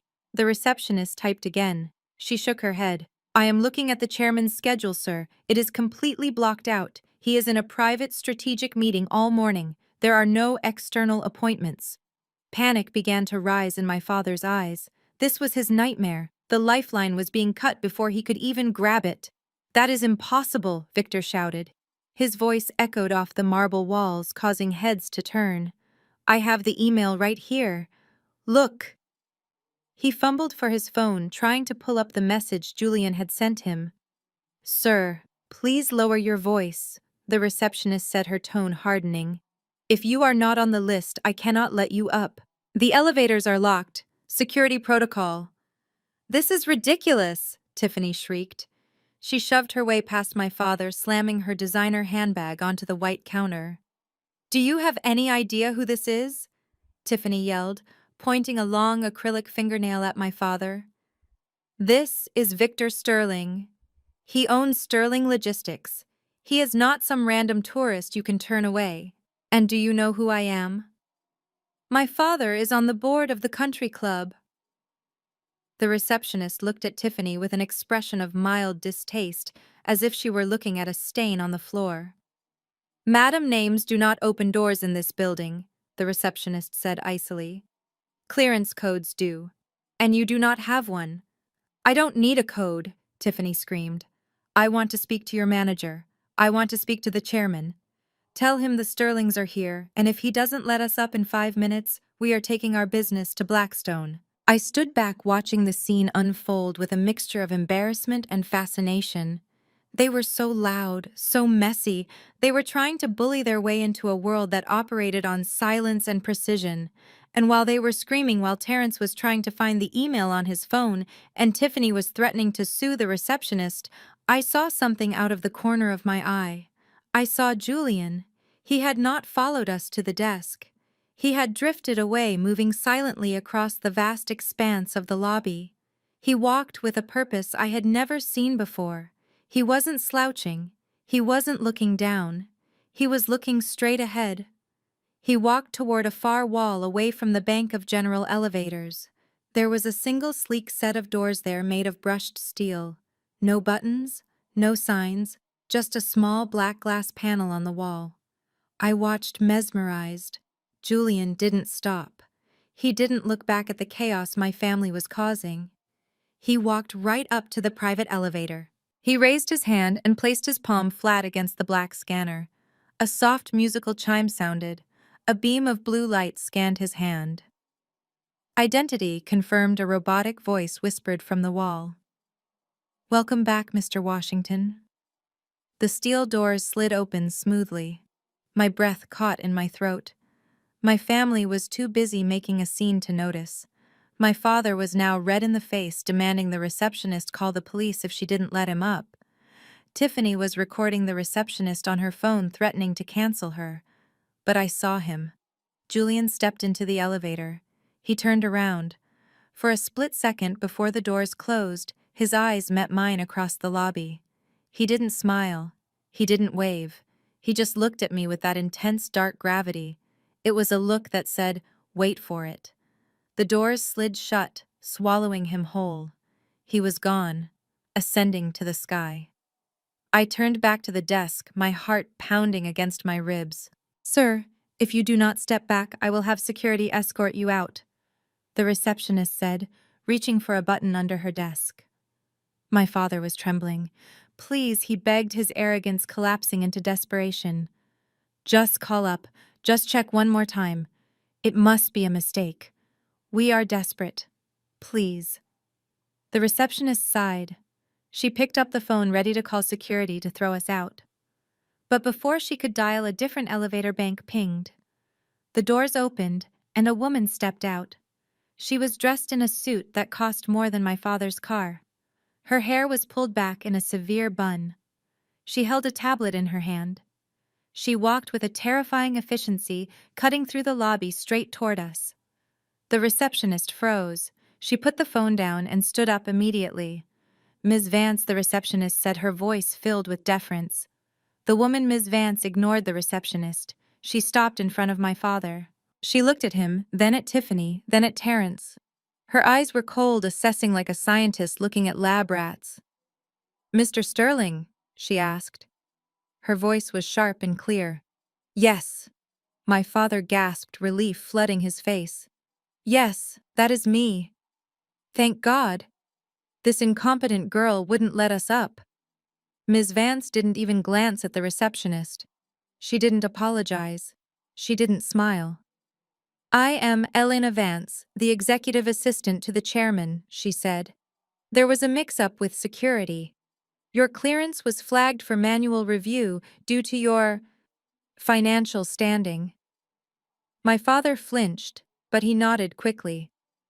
"Of course, just a formality." Ms. Vance turned her gaze to Tiffany, eyeing the phone still in her hand. "Put that away," she ordered. "No recording devices are allowed on the executive floor. If I see it again, I will confiscate it and shred it." Tiffany gulped and shoved the phone into her bag. "Follow me," Ms. Vance said. She turned on her heel and walked back toward the elevators. My father hurried after her, dragging Terrence and Tiffany with him. He looked back at the receptionist and sneered. "See, I told you. VIP." I followed them, walking a few paces behind. I looked at the private elevator where Julian had disappeared. The floor indicator above it was racing upward. 40, 50, 60, 80. We stepped into the general elevator. Ms. Vance pressed the button for the top floor. The doors closed, trapping us in a silence that felt heavier than the argument downstairs. "Is the chairman in a good mood?" my father asked nervously, trying to make small talk. Ms. Vance stared at the numbers climbing on the display. "The chairman is eager to conclude this business," she said cryptically. "He hates wasting time on bad investments." My father laughed nervously. "Ha ha. Good. I like a man who is direct." I stood in the corner of the elevator, biting my lip. My father thought he was going up to meet a savior. He had no idea he was rising into the clouds to meet the man he had left in the parking lot, the man whose hand he had refused to shake, the man who was currently sitting in the chair my father was praying to. The elevator dinged at the penthouse floor. The doors opened. And as I stepped out onto the plush carpet of the executive suite, I knew one thing for certain. The screaming was over.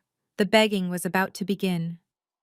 The elevator ride to the penthouse floor was an exercise in suffocation. My father, Victor, stood in the center of the car, adjusting his tie every 3 seconds, his breath coming in short, shallow gasps. Terrence was wiping sweat from his forehead with a handkerchief that had seen better days. Tiffany was the only one making noise, humming a tune and checking her reflection in the polished steel doors, completely oblivious to the fact that we were ascending to our doom.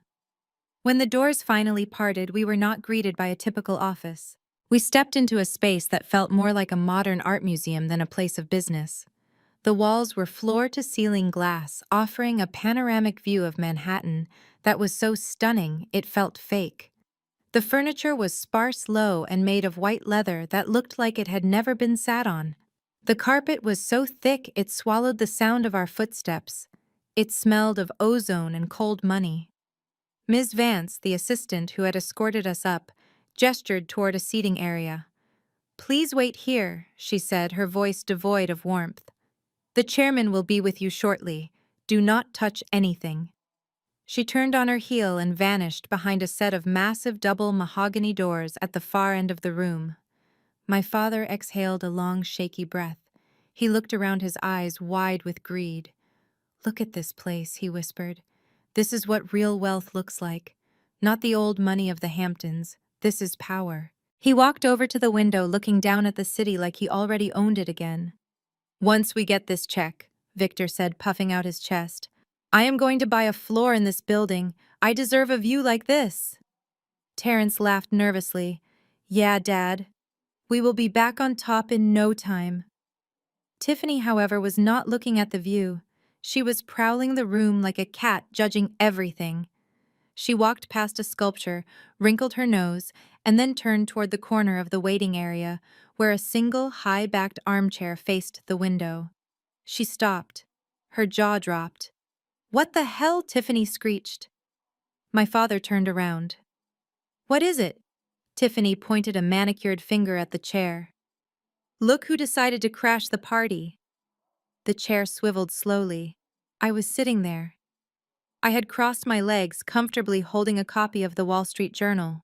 I had arrived 5 minutes before them thanks to Julian's private elevator, and I had been enjoying the silence until they arrived. "Serena," my father choked out. "How did you get up here?" the receptionist said. "We were the only ones allowed up." I folded the newspaper calmly and placed it on the glass table. "I have my ways, Dad," I said. Tiffany marched over to me, her heels sinking into the plush carpet. She loomed over me, hands on her hips, her face twisted in a sneer. "I know why you are here," she spat. "You followed us. You knew Dad was coming to get a massive check, and you sniffed it out like a rat." She looked at Terrence. "I told you she would come crawling back," Tiffany said triumphantly. "Look at her, sitting there in those cheap clothes. She probably took the freight elevator." Terrence chuckled, walking over to join the interrogation. "Did you come to apply for a job, Serena?" he asked. "I saw a sign in the lobby. They are hiring janitors. You might be overqualified, though. I hear you need a high school diploma, and frankly, you have not been making very smart decisions lately." I looked at my brother, the man who had used a $100 million buyout offer to prop up a table leg. "I am not looking for a job, Terrence," I said softly. "Then why are you here?" my father demanded, stepping forward. His initial shock was replaced by anger. "You are embarrassing me. If the chairman walks out and sees you here looking like this, he will think we are running a charity." He gestured at my outfit. I was wearing a simple black blazer and jeans. Practical, clean. But to them, anything without a giant logo was a sign of poverty. "Get out," Victor hissed. "Go back down to the lobby and wait in the car with your husband." "I cannot do that, Dad," I said. "Why not?" "Because I am waiting for the meeting too," I said. Tiffany burst out laughing. It was a loud, cackling sound that shattered the serene atmosphere of the room. "You in the meeting?" "Oh, honey, this is a boardroom, not a soup kitchen. They do not hand out free samples here." She leaned down, bringing her face close to mine. Her perfume was overpowering. "Let me guess," she whispered, her voice dripping with venom. "You are here to beg Dad for forgiveness. You realize that sleeping on a mattress on the floor in Brooklyn is not as romantic as you thought. You want your trust fund back. You want your penthouse back.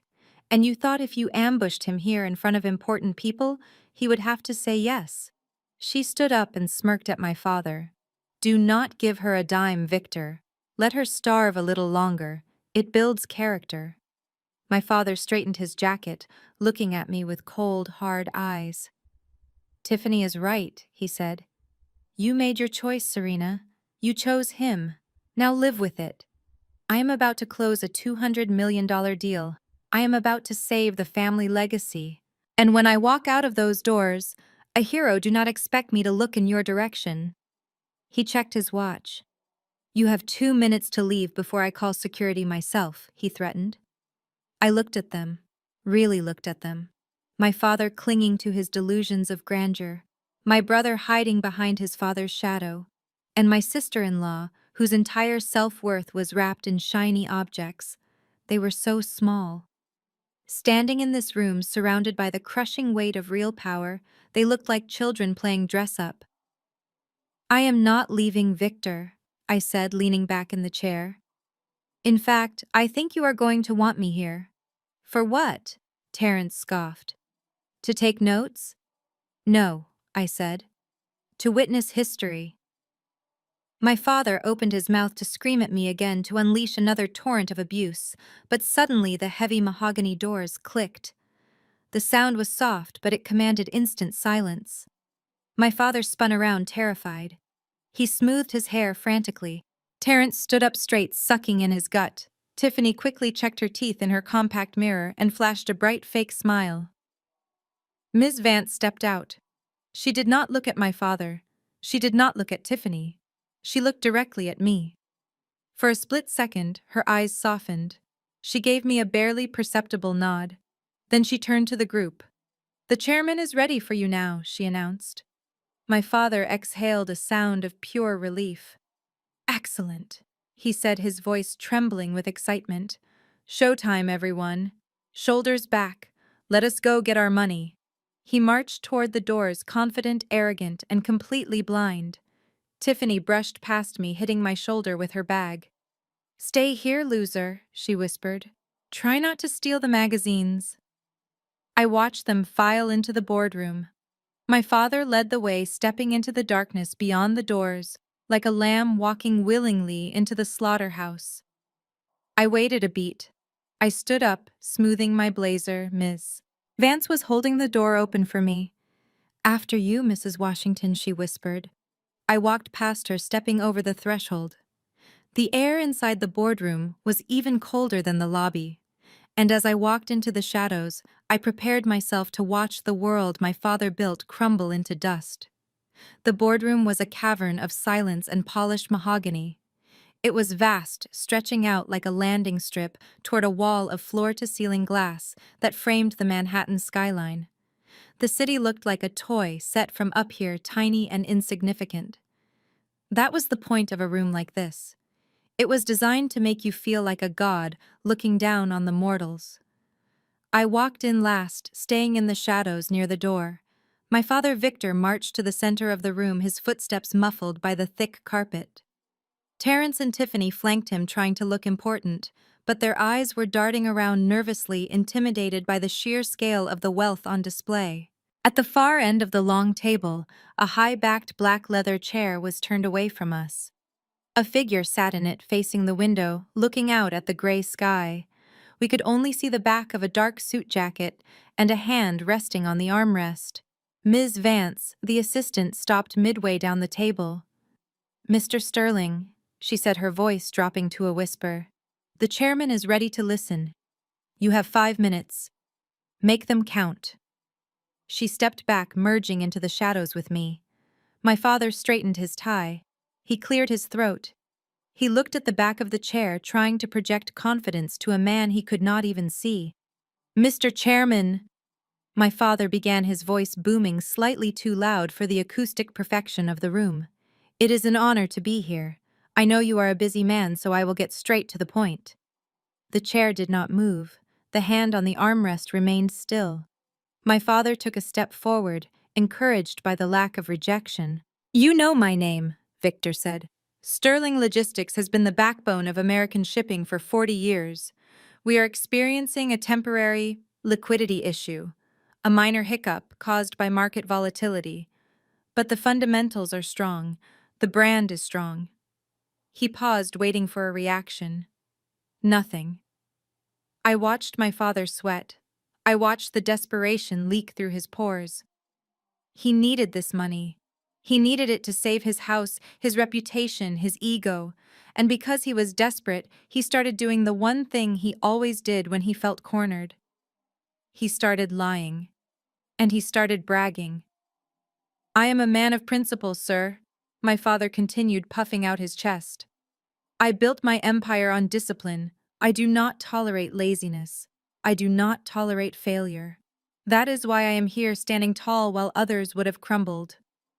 Terence nodded vigorously next to him like a bobblehead doll. My father chuckled a nervous, ingratiating sound. "In fact, just this morning I had to deal with the darker side of society, the parasites. I have a daughter, you see, Serena. She is a disappointment. She married a man. Well, I hesitate to even call him a man." I felt my breath hitch. He was doing it. He was digging his own grave with every word. "He is a driver," my father spat the word out like it was a curse. "A nobody. No ambition, no drive. He drives an old Volvo and wears suits that look like they were pulled out of a dumpster." I tried to teach him. I tried to show him what success looks like. "But you cannot teach a dog to be a wolf, can you?" Tiffany giggled, covering her mouth with her hand. "Exactly, Dad," she whispered. "Tell him about the car."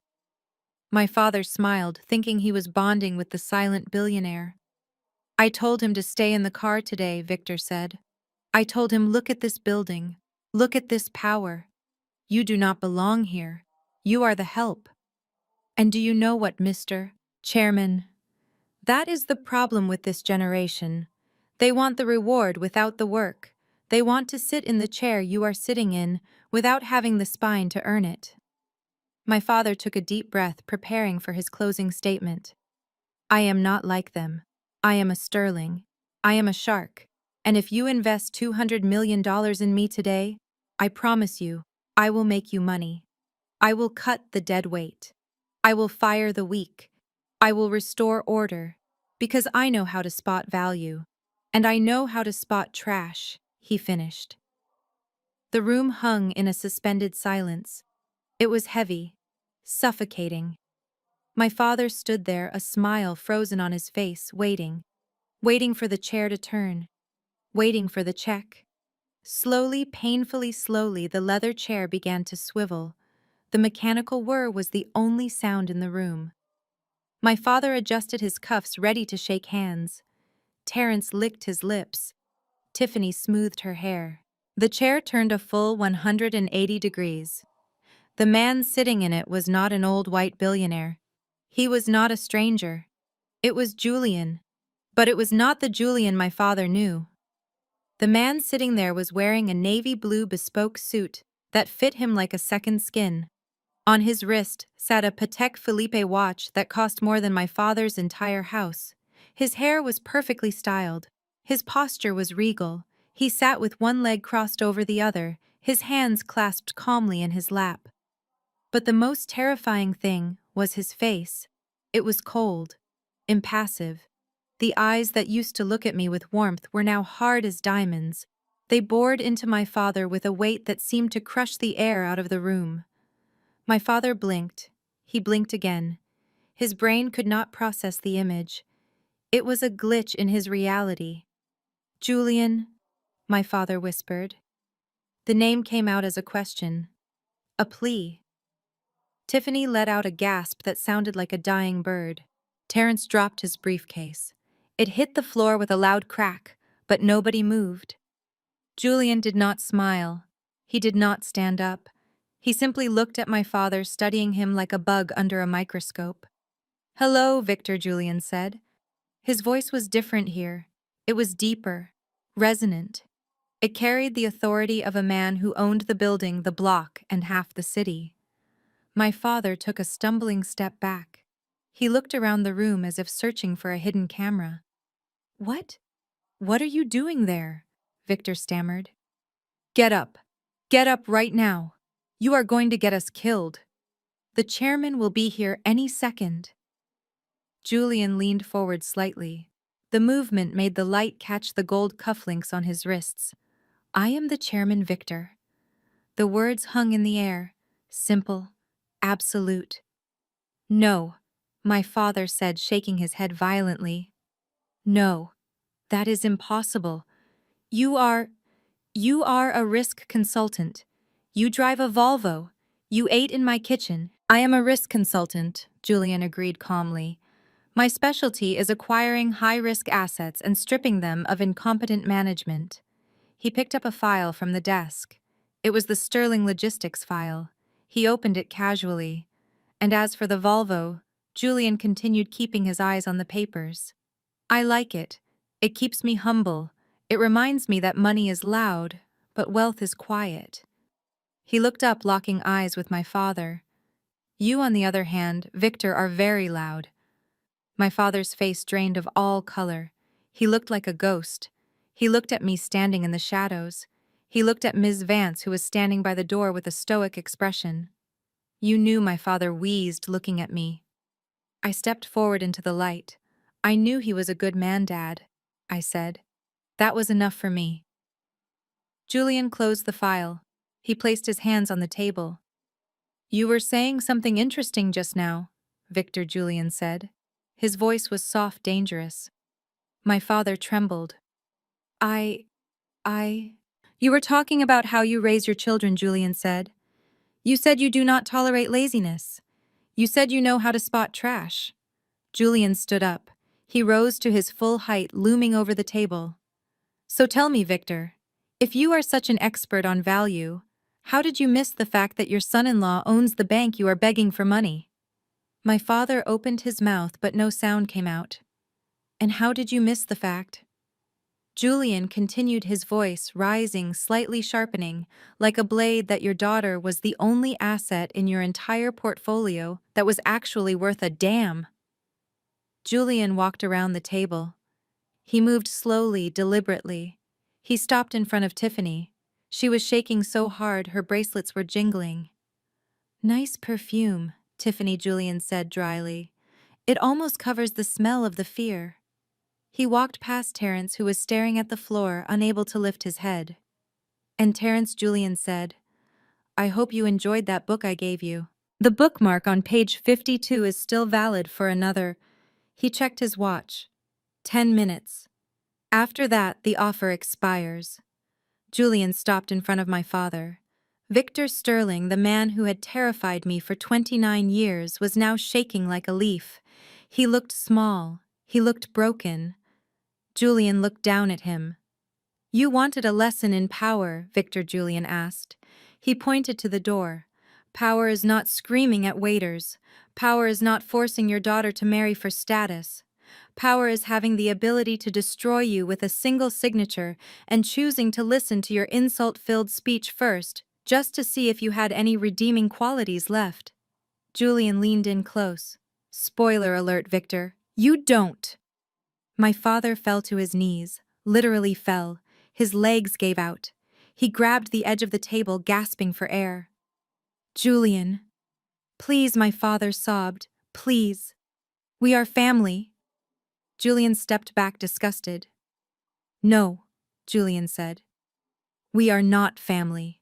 You made that very clear at the wedding. You disowned us. Remember. He turned his back on them and walked over to me. He took my hand. His touch was warm, familiar, grounding. Ms. Vance, Julian called out without looking back. Yes, Mr. Chairman, show Mr. Sterling and his entourage out. And tell security to tow the Bentley. It is blocking the fire lane. But the deal, my father screamed from the floor. The 200 million. Julian looked at me. He smiled. Oh, we are still buying the company, Julian said. He looked back at my father. But the price has changed. It is not 200 million anymore. How much? Victor whispered. $1, Julian said. He turned to me. Shall we go to lunch, Mrs. Washington? I know a great hot dog stand around the corner. I smiled, tears of vindication stinging my eyes. I would love that, Mr. Chairman. We walked out of the boardroom, hand in hand, leaving my family on their knees in the middle of the sky, realizing too late that they had been throwing stones at a giant. The silence in the boardroom was absolute. It was the kind of silence that happens after a bomb goes off before the debris starts to fall. My father was on his knees. My brother was staring at the floor with his mouth open. And Julian, my husband, the man who had spent the last 8 months being called a parasite and a loser, was sitting in the leather throne of the chairman looking down at them like they were ants. But denial is a powerful drug, and my sister-in-law Tiffany was addicted to it. She could not process what she was seeing. Her brain, wired for status and labels, simply refused to accept that the man in the bespoke suit was the same man she had mocked in the car. "Get up!" Tiffany shrieked. Her voice was so high-pitched it hurt my ears. She stomped her foot like a petulant child. "What do you think you are doing, Julian? This is not funny. You are going to get us all arrested. Get the hell out of that chair right now." She marched toward him, her hand raised, pointing that long, sharp acrylic fingernail at his face. She looked ready to slap him just like my father had tried to do the night before. "You are a driver," she screamed, spitting as she spoke. "You are a nobody. Stop playing dress up and get back to the car before security throws you out." She was 3 feet away from him when the air in the room changed. "Freeze!" a deep voice bellowed from the shadows. 2 large men in tactical black suits materialized from the side doors. They didn't look like the lobby guards. These men looked like military contractors. One of them stepped in front of Tiffany, blocking her path to Julian. The other raised a taser, the red laser dot dancing on Tiffany's chest, right over her diamond necklace. "Step back, ma'am," the guard shouted. "Do not approach the chairman." Tiffany stopped dead in her tracks. She looked at the red dot on her chest. She looked at the guard's stone-cold face. Then she looked at Julian, waiting for him to tell them to stop, waiting for him to admit it was a prank. Julian didn't blink. He didn't tell the guards to stand down. He just watched her with mild curiosity. Tiffany looked at me, her eyes wide with confusion. "Serena, tell him to stop. Tell him to stop this joke." "It is not a joke, Tiffany," I said, my voice calm and steady. Julian raised a hand. The guards immediately lowered their weapons, but they did not move. They stood like statues, ready to strike if she took another step. Julian reached into the inside pocket of his jacket. My father flinched, as if he expected Julian to pull out a gun, but Julian pulled out a small rectangular card. It was black metal with gold lettering. He flicked his wrist. The card spun across the polished mahogany table, making a sharp whirring sound. It slid past Terrence, past Tiffany, and stopped perfectly right in front of my father's face. "Read it," Julian commanded. My father, trembling, reached out and picked up the card. His hands were shaking so badly he almost dropped it. He squinted at the gold text. "Julian Washington." My father read, his voice barely a whisper. "Founder and CEO. Aurelius Capital." He paused. He swallowed hard. "Also known as the Reaper." The Reaper. The name sucked the oxygen out of the room. I saw Terrence's knees buckle. He grabbed the back of a chair to steady himself. Even Tiffany stopped breathing. Everyone on Wall Street knew the legend of the Reaper. He was the invisible hand that dismantled failing companies. He was the predator who bought debt for pennies on the dollar and sold the pieces for billions. He was a ghost story that CEOs told each other to keep themselves awake at night. And he was my husband.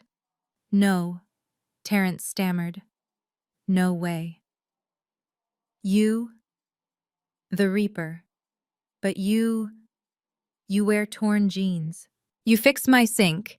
You—" "I like fixing things," Terrence, Julian said, leaning back in the chair. "And sometimes to fix something you have to break it first." Julian stood up. He walked slowly around the table. The sound of his expensive shoes on the carpet was the only noise in the room. "You called me a parasite," Julian said softly to Terrence. "You said I was bleeding the family dry." He stopped in front of a screen on the wall. He pressed a button on a remote. The screen lit up with a complex web of financial charts. "Let us look at the numbers, shall we?" Julian pointed to a red line that was plummeting downward. "This is Sterling Logistics," he explained. Technically insolvent as of 9 a.m. this morning. He pointed to a green line that was skyrocketing. And this, Julian said, is the debt I purchased. He turned to look at them. I own your mortgage, Victor. I own the lease on your Bentley. I own the credit line for your company. I own the debt on Tiffany's ring. I even own the student loans for Terrence's degree that he barely uses. He smiled, but it was terrifying. I am not a parasite. I am the host, and you have been living inside my wallet for 8 months without even knowing it. My father let out a strangled sound. He clutched his chest.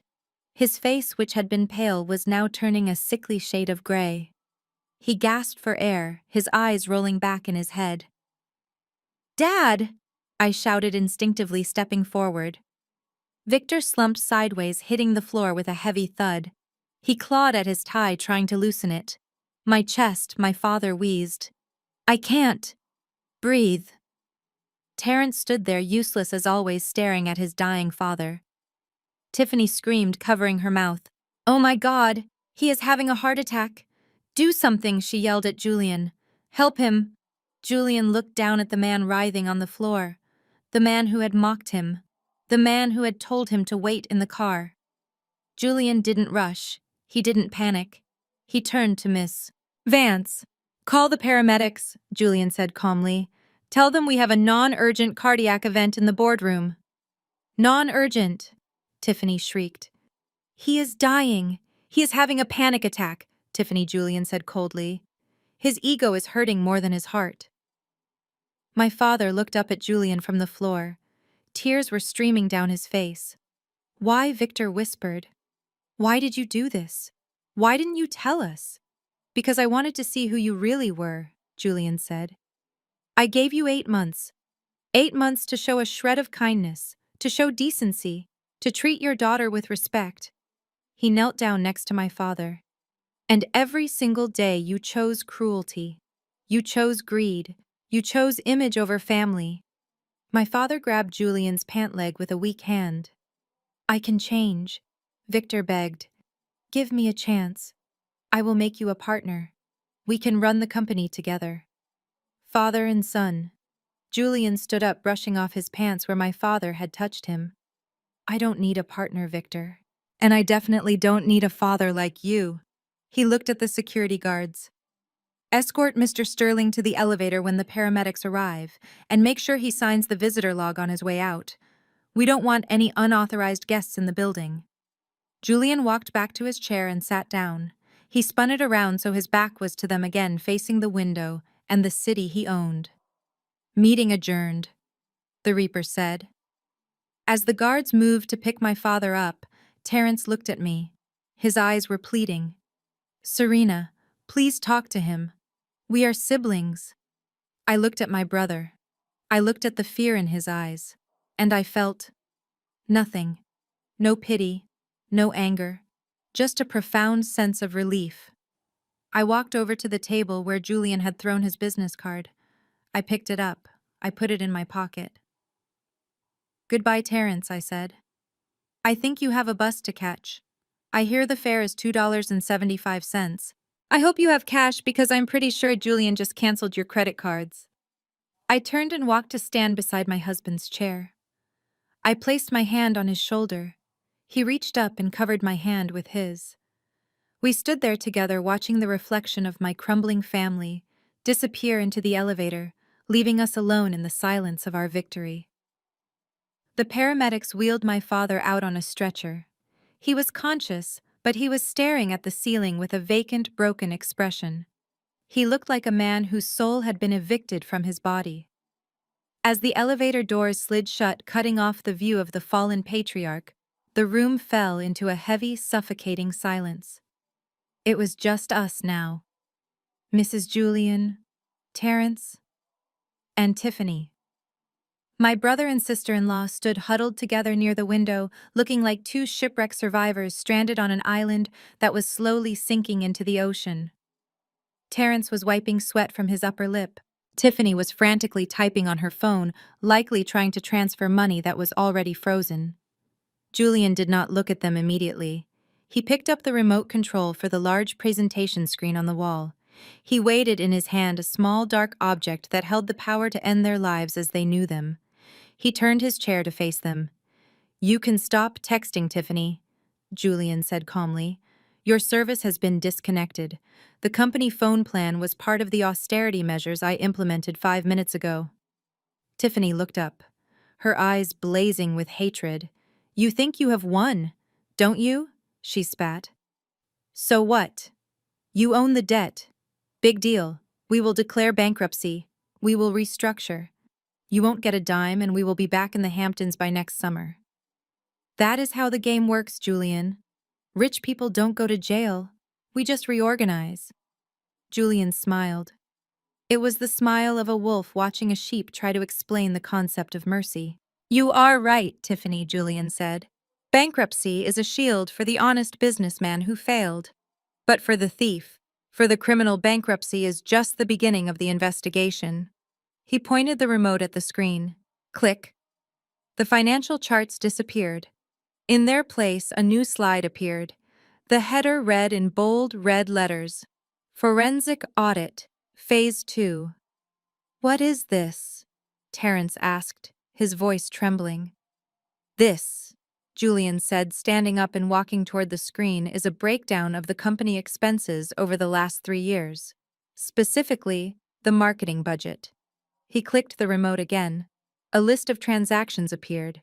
Julian pointed to a line item, Project Blue. Julian read, $2 million paid to a consulting firm called Blue Horizon, LLC. He looked at Tiffany.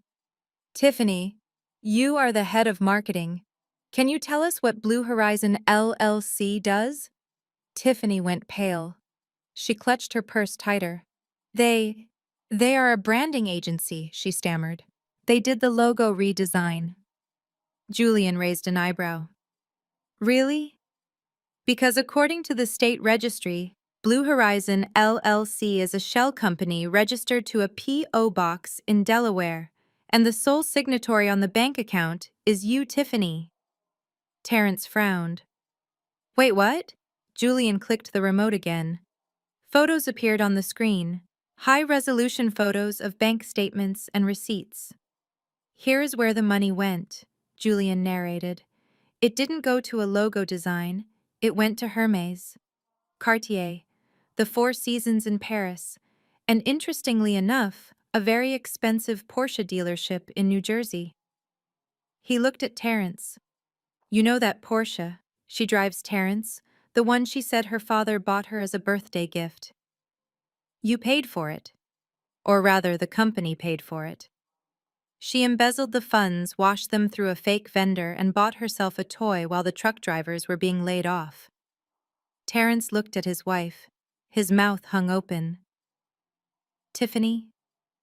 Terrence whispered, "Is that true?" Tiffany backed away. "It was a bonus," she shrieked. "I worked hard, I deserved it." Julian wasn't done. "There is more," he said softly. He clicked the remote one more time. Another line item appeared. $1 million paid to a personal fitness consultant named Marco. Julian looked at Tiffany with genuine pity. "Now, Tiffany, I know you like to stay in shape, but $1 million a year for tennis lessons seems excessive, especially since the invoices show that these lessons took place in hotel rooms in Miami, not on a tennis court." The room went dead silent. I gasped. I covered my mouth with my hand. Not only was she stealing, she was cheating. Terrence turned slowly to face his wife. His face was red, the veins in his neck bulging. "Marco," Terrence choked out. "That 22-year-old kid, the one you said was gay?" Tiffany started to cry. Ugly, desperate tears. "Terrence, listen to me," she sobbed. "It meant nothing. I was lonely. You were always working." "You stole $3 million from my family to pay a gigolo," Terrence screamed. He raised his hand, but Julian stepped in. "Save your energy, Terrence," Julian said sharply. "You are not innocent here." Julian clicked the remote again. A document appeared on the screen. It was a quarterly financial report. Look at the bottom, Terrence. Whose signature is that? Terrence squinted at the screen. It was his signature. Large, looping, and arrogant. That is your signature authorizing the payments to Blue Horizon, and Marco Julian said. You signed off on every single fraudulent invoice. I didn't know, Terrence yelled, panic setting in. I never read those things. I just sign where Dad tells me to sign. Ignorance is not a legal defense, Julian said coldly. In the eyes of the law, that makes you an accomplice. You facilitated grand larceny and tax evasion. Julian turned off the screen. The room went dark for a second before the ambient light returned. I realized something during the audit, Julian said, walking back to his chair. I realized that simply buying the debt wasn't enough punishment. Bankruptcy is too good for you people. You need a timeout, a long one. He pressed a button on the intercom on the table. Ms. Vance, send them in. The double doors at the far end of the room crashed open. 4 officers in blue windbreakers marched in. On the back of their jackets in bright yellow letters, it read NYPD Financial Crimes Division. Behind them were 2 uniformed officers carrying handcuffs. Tiffany let out a scream that sounded like a wounded animal. She tried to run toward the side door, but an officer blocked her path. Tiffany Sterling, the officer barked. You are under arrest for embezzlement, wire fraud, and grand larceny. No! No! Tiffany shrieked, flailing her arms. Do you know who I am? My father is on the board of the country club. You cannot touch me. The officer grabbed her wrists. He spun her around. Click, click. The sound of the handcuffs locking was the most satisfying sound I had ever heard. It was the sound of justice. It was the sound of the end. Tiffany fell to her knees, sobbing hysterically, her mascara running down her face in black rivers. Terrence stood frozen, watching his wife get cuffed. An officer walked up to him. Terrence Sterling. Yes, Terrence whispered. You are under arrest for conspiracy to commit fraud and falsifying corporate records. Turn around. Terrence didn't fight. He didn't scream. He just slumped. He turned around slowly, presenting his wrists. I am sorry, he wept. I didn't read the papers. I promise I didn't read them. The officer clicked the cuffs onto him. You have the right to remain silent, the officer recited. Anything you say can and will be used against you in a court of law. I stood next to Julian, watching my brother and sister-in-law being dragged out of the office. Tiffany was kicking and screaming, her heels dragging on the carpet. Terrence was weeping softly. They looked at me as they passed. Tiffany's eyes were wild. Help me, Serena, she screamed. Tell them, we are family. I looked at her. I looked at the woman who had mocked my poverty, who had smashed my teapot, who had treated me like dirt for years. I am sorry, Tiffany, I said softly. I can't help you. I have a meeting with the chairman. The doors closed behind them. The screaming faded away, cut off by the heavy mahogany. The room was quiet again. Just me and Julian. He let out a long breath and sat down on the edge of the desk. He looked tired. Are you okay? He asked me. I walked over to him. I wrapped my arms around his waist and rested my head on his chest. I could hear his heart beating. Strong. Steady. I am more than okay, I whispered. I feel light. Julian kissed the top of my head. Good, he said.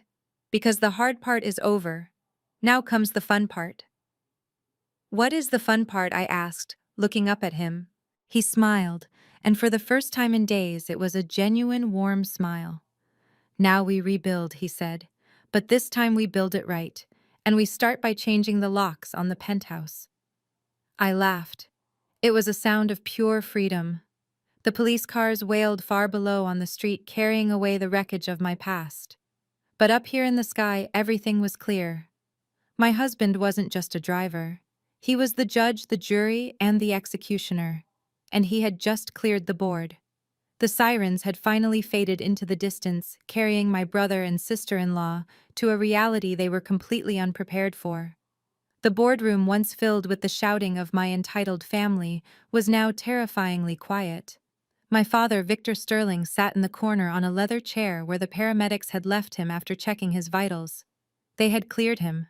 His heart was fine. It was his pride that had suffered a fatal blow. He looked older than I had ever seen him. The Lion of Wall Street was just an old man in a wrinkled suit, staring at the floor with glassy eyes. Julian sat at the head of the table reviewing a stack of documents. He looked calm, methodical, as if he were deciding what to order for lunch, rather than deciding the fate of a billion-dollar empire. I stood by the window, watching the city below, waiting for the final axe to fall. Victor cleared his throat. It was a weak, wet sound. So Victor whispered, his voice trembling. "This is it. The end of the Sterlings." Julian did not look up from the papers. "It is the end of your version of the Sterlings, Victor. But the company, the trucks, the warehouses, they are still there." Victor looked up, a flicker of hope igniting in his eyes. "You mean, you are not going to liquidate? You are not going to sell it for parts?" Julian stopped writing. He placed his pen down and looked at my father. "Liquidating would mean firing 5,000 employees," Julian said. "It would mean 5,000 families losing their health insurance. It would mean drivers who have been loyal to you for 20 years losing their pensions." Julian stood up and walked over to the window, standing next to me. "I am not you, Victor. I do not destroy innocent lives to make a point." My father scrambled out of his chair. He walked toward us, his hands clasped together in a pleading gesture. "Thank God," Victor breathed. "I knew it. I knew you were a reasonable man, Julian. We can fix this. You and me. I know the business. I know the roots. You have the capital. I have the experience. We can be partners. I will stay on as CEO, just in a titular role, of course, and you can be the chairman. We will tell the press this was a strategic merger." I looked at my father in disbelief. Even now, standing in the ashes of his life, he was trying to negotiate a position of power. He still thought he had leverage. Julian laughed. It was a dry, humorless sound. "Victor, you seem to be confused," Julian said. "I am not offering you a partnership. I am offering you an exit." My father froze. "An exit?" Julian walked back to the table. He picked up a single sheet of paper. "I am going to save the company," Julian said. "I am going to inject the capital needed to pay off the debts and keep the trucks running. But I am doing it on one condition." "Anything," Victor said eagerly. "Anything. You sell me 100% of your shares," Julian said. "Right now. Today." My father hesitated. "All of them. But that is my legacy. That is 40 years of my life." "It is that or bankruptcy," Julian said, shrugging. "If you declare bankruptcy, the bank takes everything anyway. At least this way the company name survives." My father nodded slowly. He did to the math in his head. "Okay," Victor said. "Okay. I will sell. But we need to discuss the valuation. The brand equity alone is worth millions, plus the real estate assets. Even with the debt, my shares should be worth at least $50 million. That is a fair price. It will be enough for me to retire quietly." Julian reached into his pocket. "I have already done the valuation, Victor." He pulled out his wallet. He opened it and took out a single crisp bill. He placed it on the mahogany table. George Washington stared up at my father. $1. The room went silent. My father stared at the dollar bill. His face turned a deep shade of red. "Is this a joke?" Victor sputtered. $1? My company is worth billions. Your company has $200 million in debt that is due today," Julian corrected him coldly. "Your stock is trading at zero. Your brand is toxic because of the fraud investigation. You have no assets, Victor. You have liabilities. But 50 million, my father stammered. "I need to live. I have expenses. The house in the Hamptons. The club membership." Julian shook his head. "You don't get it, do you?" Julian pressed a button on the intercom. "Ms. Vance, bring in the transfer deed." The door opened and the assistant walked in with a thick legal document. She placed it in front of my father.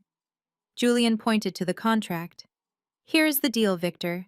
You sign this transferring full ownership of Sterling Logistics to Aurelius Capital for the sum of $1. In exchange, I agree to assume all corporate debts and keep the company operational. And what about me? Victor cried. What happens to me? Julian leaned in close. You retire, immediately. And where do I live? The bank is seizing the estate. Julian smiled. It was a terrifying smile. I have taken the liberty of arranging housing for you, Julian said. He slid a glossy brochure across the table. My father picked it up. His hands shook as he read the cover. Sunset Meadows Retirement Community. He looked up horrified. This is a state-funded facility, Victor gasped. This is for poor people. It is a budget-friendly facility, Julian corrected. You will have a shared room, 3 square meals a day, Jell-O on Tuesdays, bingo on Fridays. It is very safe. A shared room. My father screamed. I am Victor Sterling. I do not share a room. I need my privacy. I need my staff. You have no staff, Victor. Julian shouted, his voice finally rising, cracking like a whip across the room. You have nothing. You lost the right to luxury the moment you stole from your employees. Julian took a deep breath, composing himself.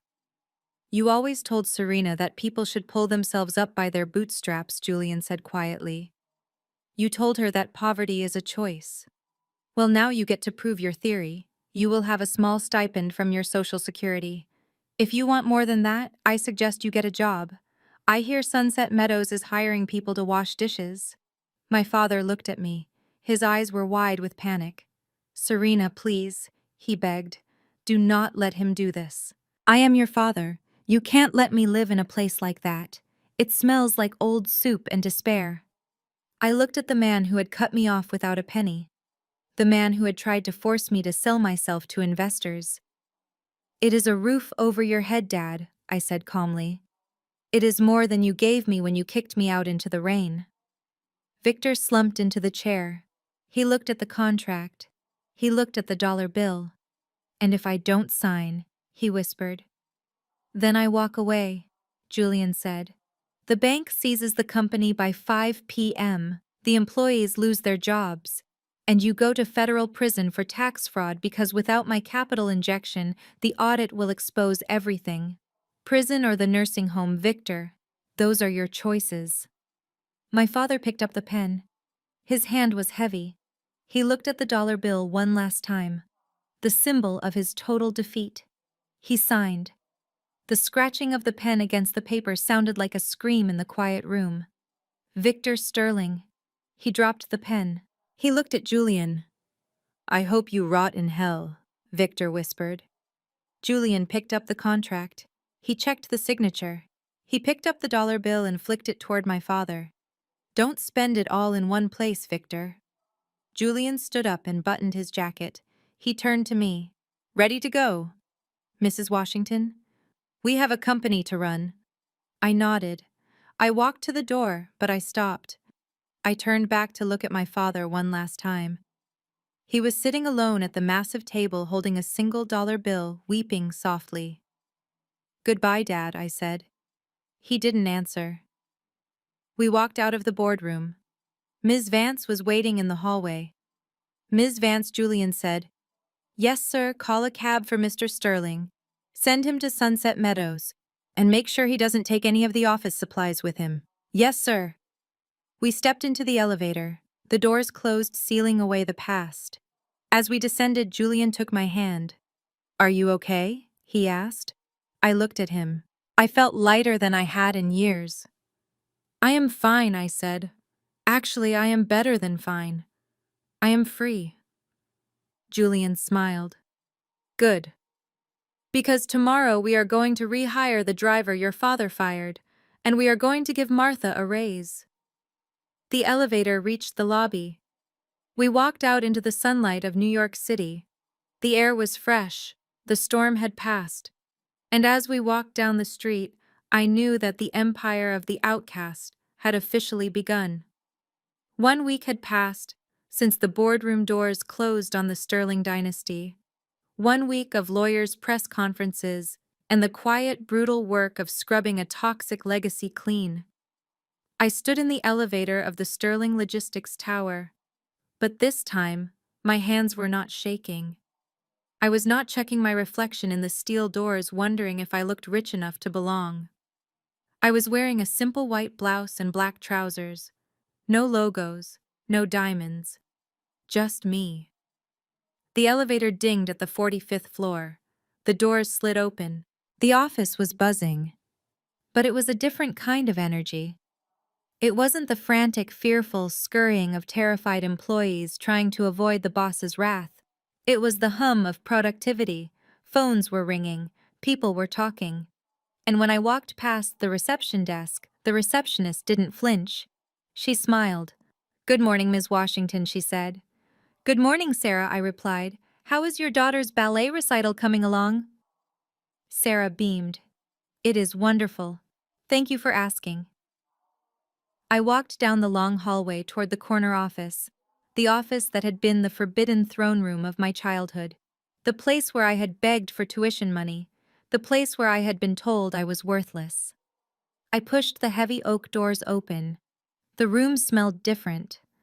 The stale odor of cigars and 30-year-old scotch was gone, replaced by the scent of fresh rain and lemon polish. The heavy velvet curtains that my father used to keep drawn, blocking out the world, had been pulled back.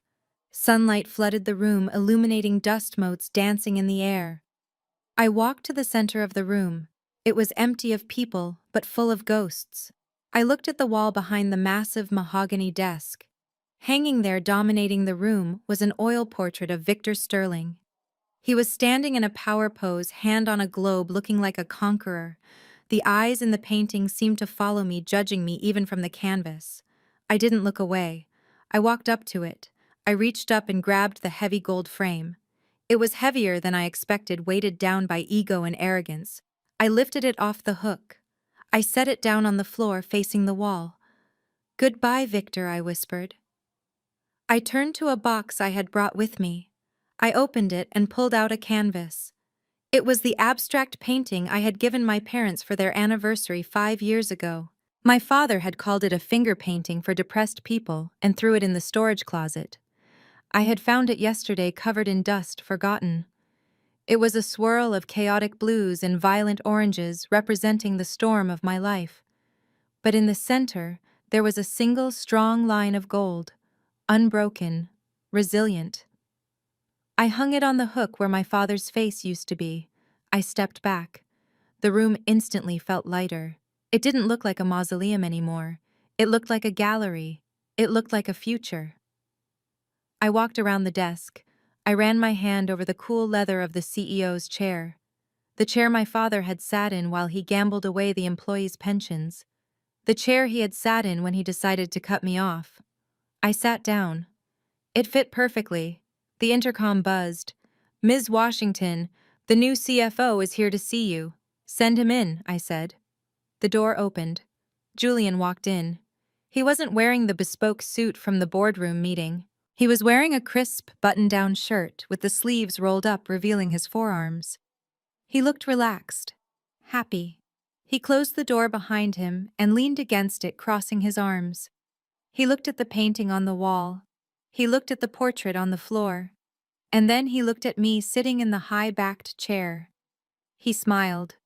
A genuine, proud smile that made my heart ache in the best way possible. "It suits you," he said. I spun the chair slightly. "It feels strange, Julian, sitting here. I keep expecting him to burst in and tell me to get out." Julian walked over to the desk. He placed his hands on the desktop and leaned in, bringing his face close to mine. "He is not coming back, Serena. The only thing bursting in here from now on is success." He reached out and tucked a strand of hair behind my ear. "So," he said softly. "The lawyer sent over the final incorporation papers. We just need to sign off on the new company name." He tapped the nameplate on the desk. It still read Victor Sterling. "Are you ready, Mrs. Sterling Washington?" I looked at the nameplate.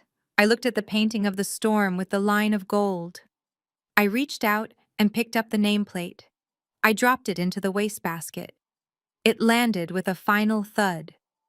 "No," I said, looking up at my husband.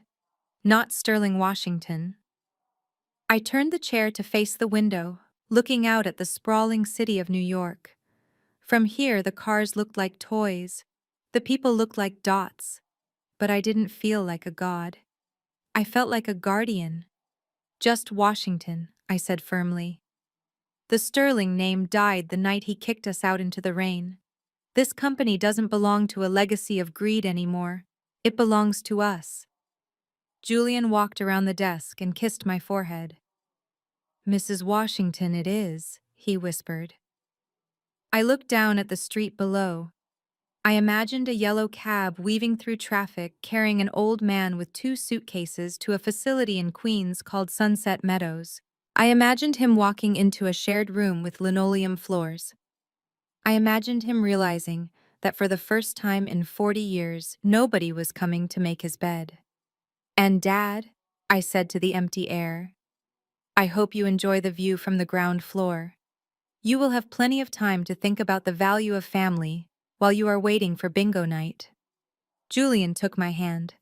"What is our first order of business, CEO?" I squeezed his hand. "We approve the pension refund," I said. "And then, we go home. I think the Volvo needs a car wash." Julian laughed. As the camera pulls back, leaving the couple framed in the window of the skyscraper, the city of New York gleams below them. The sun is setting, casting a golden glow over the skyline. The painting on the wall seems to glow in the light. The music swells a triumphant orchestral score that signifies not just victory, but peace. The screen fades to black, leaving only the feeling that the storm is finally over. This story serves as a powerful reminder that your worth is never defined by your bank account or the approval of those who fail to see your value. Serena's journey teaches us that true family is not about shared DNA, but about shared respect. Victor Sterling built a castle on a foundation of arrogance, and it crumbled the moment he underestimated the people he threw away. In a world obsessed with status, the greatest power move you can make is to remain humble, work in silence, and let your success make the noise. Never let anyone tell you that you are unworthy of the seat at the table. If they won't give you a chair, build your own building. If this story resonated with you, please hit the like button and subscribe for more stories about resilience and justice.